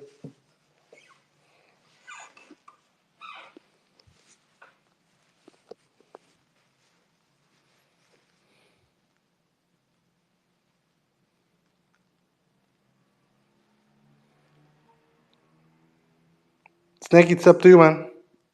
Yeah, just go on the last point that you made about like whether it was worth it or not worth it to whether whether it's worth it or not worth it to shoot down drones and other assets. I mean, I should just say, like, I'll make the case that it actually, like, whenever you can get away with attacking a NATO asset without escalatory potential, you should just do it as a rule. The reason being is that, again, going back to your point about how Trump would try some kind of gambit. I mean, this is kind of what I fear. That there will be some kind of offer on the table, but it's not going to be acceptable because Russia wants the four oblasts, right? And then the U.S. will try some kind of gambit to try to. I mean, as Trump said himself, like, you know, if they don't agree, then I'm going to send them lots and lots of weapons, like you won't believe. So there will be some kind of gambit to try to escalate, to de-escalate, and part of that might be, you know, just accelerating, like just emptying out the cupboards entirely and just sending it whatever, or, you know, it could actually lead to, you know, worst case scenario, like a NATO expeditionary force to just camp out in Ukrainian cities. I mean, and the thing about like hitting these NATO assets, it's just a reminder that, you know, that this is like the Russia is willing to, you know, draw red lines. I mean, this is the kind of thing that, like, you have to find some way of keeping this potential out, because there's too much. There's already too much smoke here, where they just talk about, like, well, France, you know, of course, talked about inserting expeditionary forces, and, you know, this kind of thing, like as you mentioned with the Soleimani assassination, like, would I put it past Trump administration to try something insane, like, yeah, like, you know, dropping in a brigade here and there? Like, it's possible. I mean, this kind of shit can happen, and then when that happens, and you're actually faced with a decision of whether to attack these forces in theater or not, and it's just an unpredictable variable that you just don't want to deal with, right? So it's better to just to just hit these assets, remind, you know, NATO that, you know, we see you and we're going to draw our lines appropriately, and yeah, and just like hopefully stave off that kind of condition, that kind of scenario. With regards to the air defense situation, I mean, what's actually kind of interesting now is, like, whenever you look at the announcements of air defenses to Ukraine, whenever they talk about drawdown, it's only Hawks. They don't talk about, and sometimes Sidewinders, but they don't talk about other kinds of. They don't talk about Patriots. They don't talk about NASAMS or anything like that. They're basically only putting those in USAI, not non-drawdown. USAI are new contracts, so basically they're supplying them with new production now, because as far as the U.S. is concerned, like, they don't have the adequate stockpiles for Ukraine to actually draw down. You basically to take from their own stockpiles, the army stockpiles, and give to Ukraine. This is interesting. I still think the U.S. has some reserve left, but it's after a couple of years of, you know, of Ukraine, I don't think it's that much, because I estimated, before when the Patriot thing was announced, I estimated the U.S. maybe had like about 2,000 reloads maximum, just like sitting outside the launchers, not deployed. And after a year of that, if you say Ukraine fires between 100 and 200 Patriots a month, I mean, they pretty much would have burned through the entire supply. A year of production is about 500 missiles, and 2 or 30 of those have to go to the army because that's the army. The army paid for them. Yeah, so like they might have a few hundred more, and those I think they're holding in reserve in case something in Israel happens. And they have to emergency ship, 500 Patriots to Israel. So, like in this regard, like the U.S. is not really operating with very like substantial margins on equipment here, which actually does increase the chances that there will be some kind of gambit, escalatory gambit to try to force a settlement or force some kind of stalemate or like Korea-like freeze or whatever you want to call it. That's the danger here, and that's something that Russia needs to avoid. So that's just what I want to say. And I completely agree with you. That's why I brought up the Soleimani aspect. However, the problem is also the following. Let's say that America will go with this gambit. When it comes to purely ground forces, the telltale signs would be huge. And so far, what we've seen, it will have to come from Poland. There is nothing else. The troops stationed in Romania, allegedly stationed in Romania, which is the French garrison there, about 4,000 guys, about 60 Leclerc. So basically, the whole of the active fleet that France can deploy outside of the territory without, mauling its own stocks, which are roughly 120 active tanks plus a few in reserve. Latest news was that the availability of the tanks was about 70% now, as opposed to about 55 in 2019, or 60%, doesn't really matter. So in total, France, by dropping those 60 tanks in Romania, has only maybe 80 tanks to recommit somewhere else. When it comes to the Americans themselves, their preposition stocks are roughly 2 ABCT, so basically about 180 tanks maximum. ABCT is 87, the classical ABCT is 87 Abrams and about 200 Bradleys. So there too, if the gambit is with a ground force, first of all, it will be a huge Christmas tree for the Russians, and will have to come from Poland mostly. Now, the other bigger problem I have is, indeed, as you said, for me now, it's just fucking shoot it down or find a way, find some Houthis in the Black Sea, I'd say. Pick up some boat, put a 358 on it, locate the motherfucker, fire it, shoot it down. Americans are going to observe a 358. They're going to claim that, I don't know, it comes from Turkey, it came from Georgia, whatever. You have so many things you can do to take it out. And without actually pointing out to Russia exactly what the Ukrainians did with the suicide or quasi-suicide attack on the Crimean bridge, the Kerch bridge in 2022. The fact that it hasn't happened except for the golden shower in 2023 over the Reaper shows that the real problem for the Russians when it comes to the drones themselves is, as I analyzed it, that your main situational threat is the manned flights. But then I wasn't, in your camp, but right now I'm like, it's way too far gone. You cannot defend it by, okay, you're going to drop one, another one going to pop out. For me, it's better for you to drop it because it's going to cost them something. And you have so many options to do it if you want to do it. As I said, you're gonna find Houthis in the Black Sea, or you're gonna have Abkhazian militants that saw at some point mistook that drone for a Turkish drone or a Ukrainian drone, because the Ukrainians themselves have flown strikes through that route, towards Novorossiysk, towards deeper in Krasnodar region. So the options to shoot it down and to clearly take it out, at least one or two are there. And if the Houthis can do it, why can't you? Therefore, this denotes still a political control over military imperatives, which led Russia to the rather unenviable position it has right now. Now, my main concern when it comes to the gambit from Trump is that if it has to work, if it was to work, it could only be contactless once again. So it will be massively an Air Force show, and that part is rendered a bit more complicated, or far more complicated, due to the fact that suddenly, first you're gonna have F-16s in Ukraine, and then you're gonna have Mirage.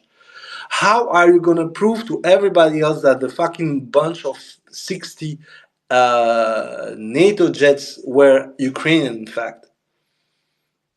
And it's not that the public opinion you're gonna make your case to is sympathetic to your view. You are going to go to a European readership or viewership and say, "See, your guys attacked us; they're part of the war." And then what? Best case scenario is going to be a small scandal, and you're going to have a investigation bullshit. Worst case scenario, Russia goes apeshit, nukes some place in Romania and Poland, and then voila, you have the all-out brawl that everybody wanted to avoid. And it's shit. I completely agree with you. It's going to be extremely more complicated to defend a no-shoot position when it comes to the drones themselves. But at the same time, Americans can still do it without the drones being shot down. For a long while, the attack on the Moscow was said to have been alliance planes firing dams on the boat. It was bullshit. It was Tom Cooper who aired that variant, but still, it was perfectly believable. The Moscow was not too far from Romanian shores. It had no way to expect strikes from NATO, especially if they were stealthy. So the same thing can also be applied to the Russian forces in Ukraine, because at the end of the day, even in worst case scenario, NATO will still be within the self-defense clause of the UN Charter.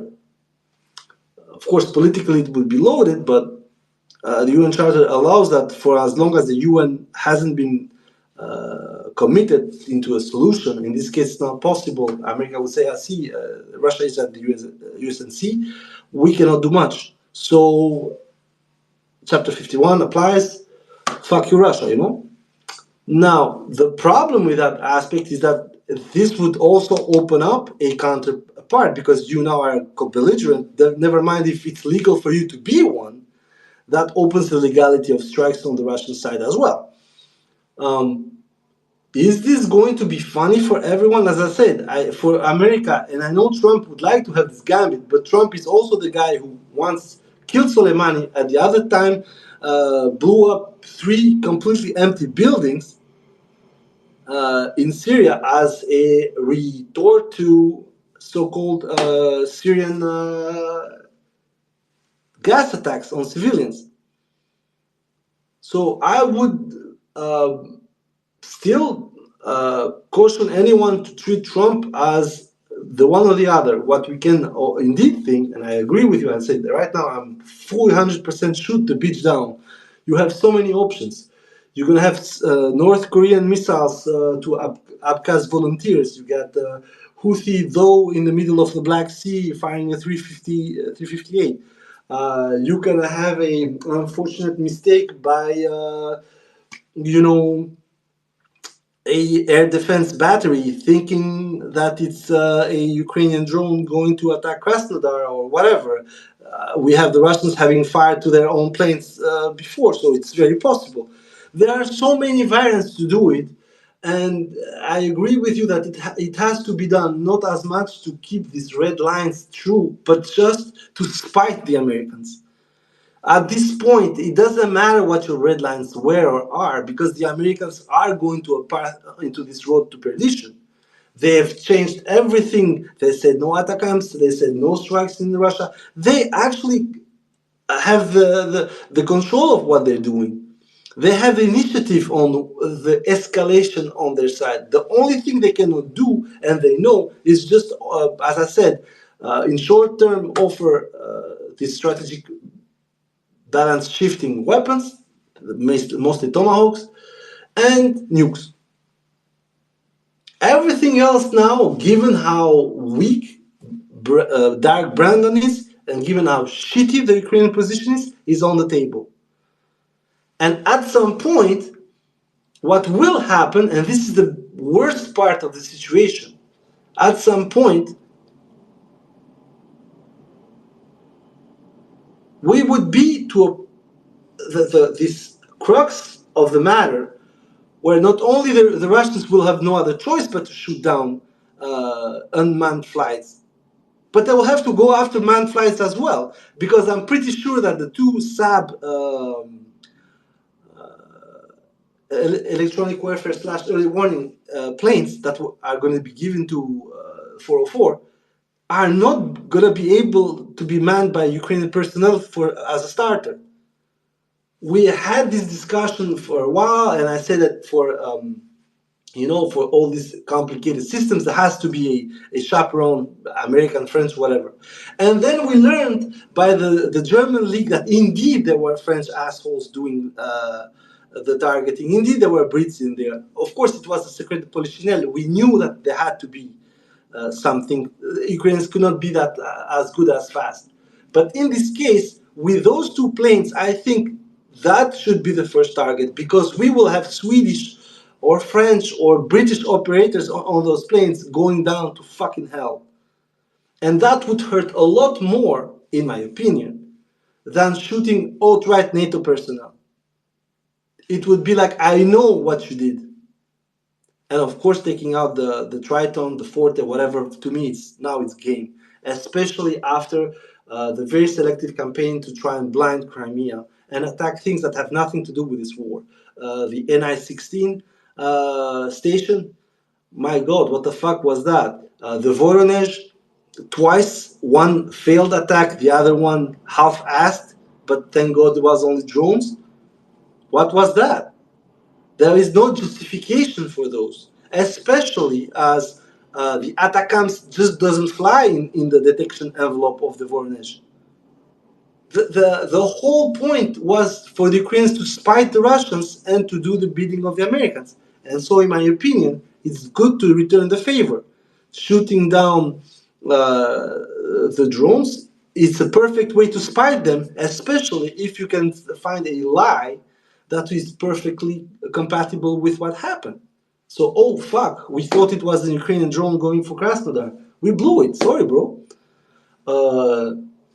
I think the bigger the lie, the better it is. Houthis in the Black Sea, it's a funny one. Abkhazian militants is a funny one. The best would be Georgians trying to shoot down a Russian drone hitting an American one. Best thing ever. I think we are past the point when both sides in total are lucid. Russians accepted this fucking bloodbath butchery of a war. Americans now are losing it with those terms, trying to, overturn the table. Then, fuck it. Just go for it. I completely agree with you. Instill that sense of fear that suddenly the Russians are not the quote unquote the adults in the room when it comes to the warfare. Just burn it. And in this case, the Houthi example is perfect. They don't give a fuck.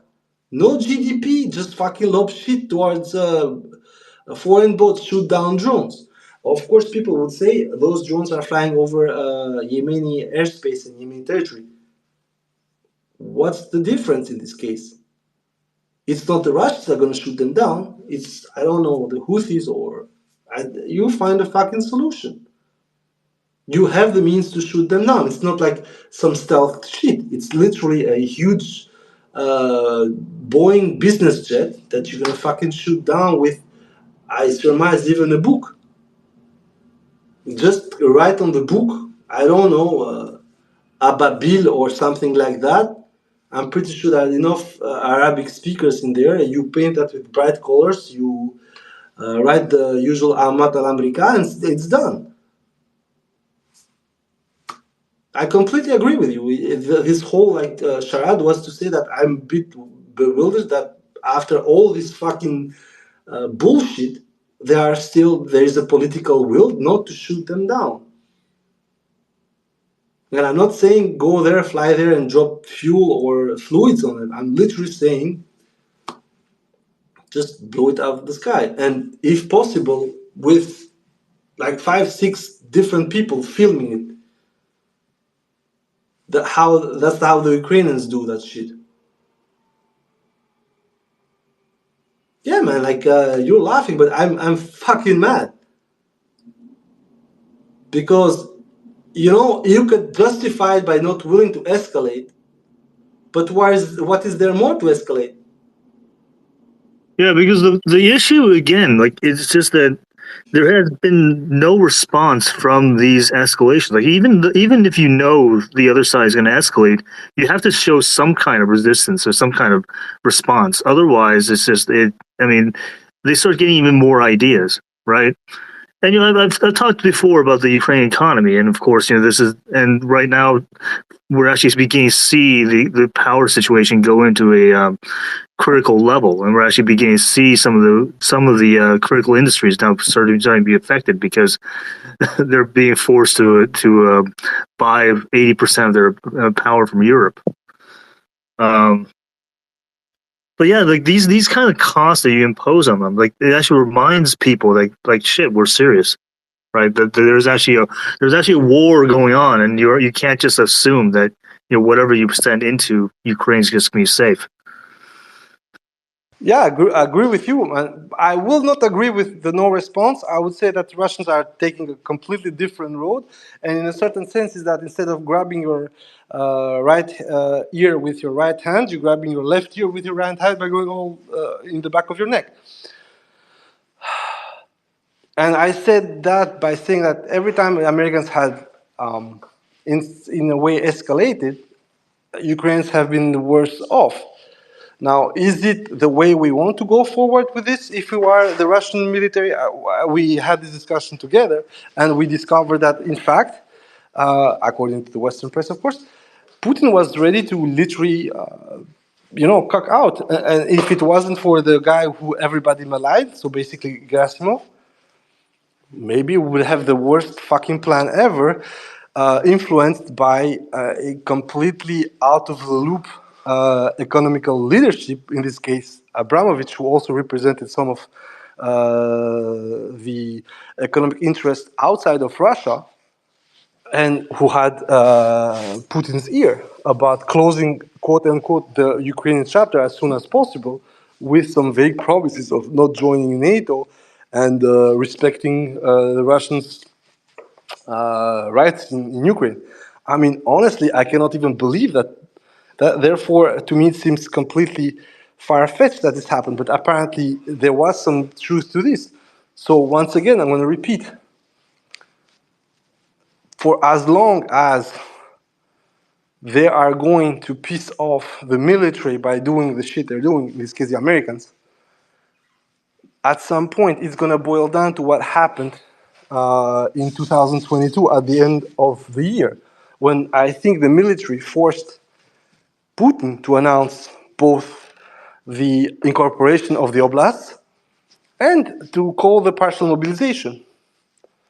And in a certain sense, seeing Belousov going back there and rationalizing and streamlining, it's like a double-edged sword, In one sense, I trusted Tuvan Baboon to be invested in having stuff to blow shit up, never mind the cost. But on the same time, you know that the guy was part of a huge graft ring, and I like the guy, his demeanor and everything. But we discovered shit that honestly were beyond any kind of. I mean, the whole Ivanov case to me was so symptomatic of how the Russian MIC operated between 2003 and 2011, that seeing that it kept going beyond, but it was logical because Ivanov was also part of that, theft culture.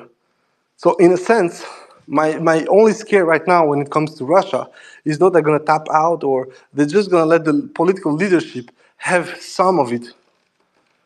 But in this case, given how Americans are operating in Ukraine, in the sense that they're completely reckless. In the beginning, there was, okay, we're going to go with this crescendo and already giving, the 777s and then announcing HIMARS and all this shit. That was already something out of proportion when it comes to the American interest of them, because at that point, the Americans had already what they wanted out of this war, which was a complete ejection of the Russian interest out of the European market and out of the European security infrastructure. The Russian security interests and problems in February 2022 literally exited the European space. It wasn't a problem anymore to trust Russia or to give Russia that security, which unfortunately every state should have. And it's not only sense of security. We see, as I said during the space, we see what happened. The plan to take out Russia as a gas supplier for Europe was enabled within a year. Americans were ready to supply a fuck ton of liquefied gas. Norwegians also jumped on the wagon, although it would cost them down the line their known reserves, the proven reserves, and they would have a huge problem into managing the passage from proven reserves to the new reserves which they need to exploit. And I'm saying within 20 years, the choice that the Europeans made to pull out of the Russian plug will come back to bite them if there is no technological breakout to cover for that. But most important part is that the Americans almost got away with everything in 2022, including with an almost defeat of Russia in March 2022, and then with the absolute shit show in Kharkov and Kherson. And then things changed because I think the whole point was to put Putin into this position where he was to tap out. And then the military came back and said, you're not going to do anything. You pull that fucking dirty hand out of the bottom, you sit down on your line, and we're dealing with this. And that's why, in a certain sense, both Prigozhin and the military had both this tug of war, but also a free reign on what they did. In a certain sense, the Surovikin line made complete, it was the most obvious answer once they pulled back from Kherson. But the planning of the defense line, the operational targeting, how they dealt with it, the advancement of the UNPK project. The UNPK in 2022, I think, according to Fighter Boomer, because that's how I call him right now, was 20 bombs. They dropped 20 test bombs in 2022. Like a motherfucker. And then suddenly, by March 2023, when the actual first bombs were unveiled, you have this torrent of ordnance dropping them. We learned that until December 2023, 15,000 of them were built according to one of the transponders slash connectors of the bomb from the wing expansion. So you have this idea, and we have not always seen eye to eye regarding what Putin is and what Putin did, but I'm more and more going to the fact that whoever is around him politically almost fucked Russia in the ass in 2022.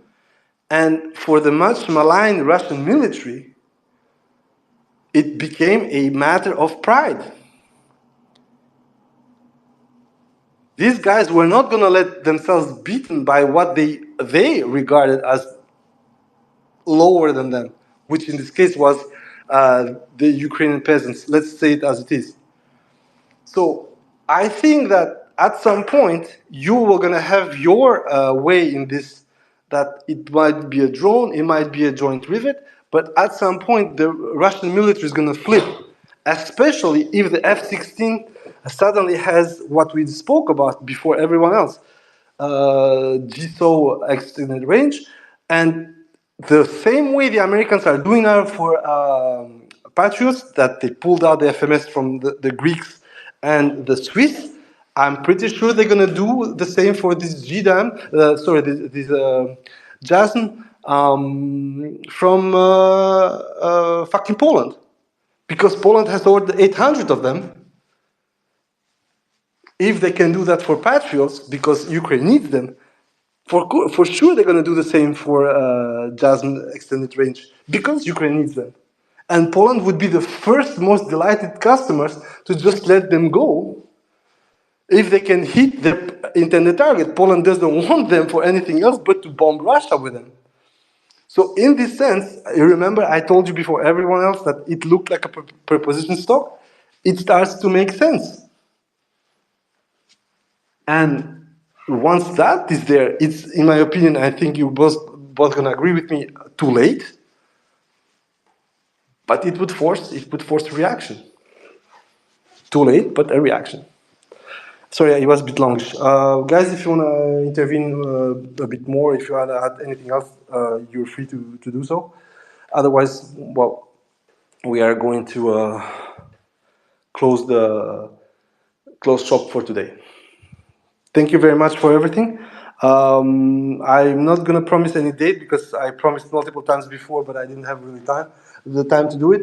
But it's going to be within this week for sure that we will have the what if scenario for Dnipropetrovsk Oblast, which actually will build upon the strategic Russian needs when it comes to whatever peace plan is going to be formulated by the Russian side. I'm going to repeat. If Russia is serious about stopping this war on its own terms, unlike the Minsk agreement, which left it in very exposed positions in multiple areas of the front, Dnipropetrovsk Oblast needs to be taken fully. Thank you very much. Have a nice day, guys. Sorry for the long space, but it was what it was. Bye.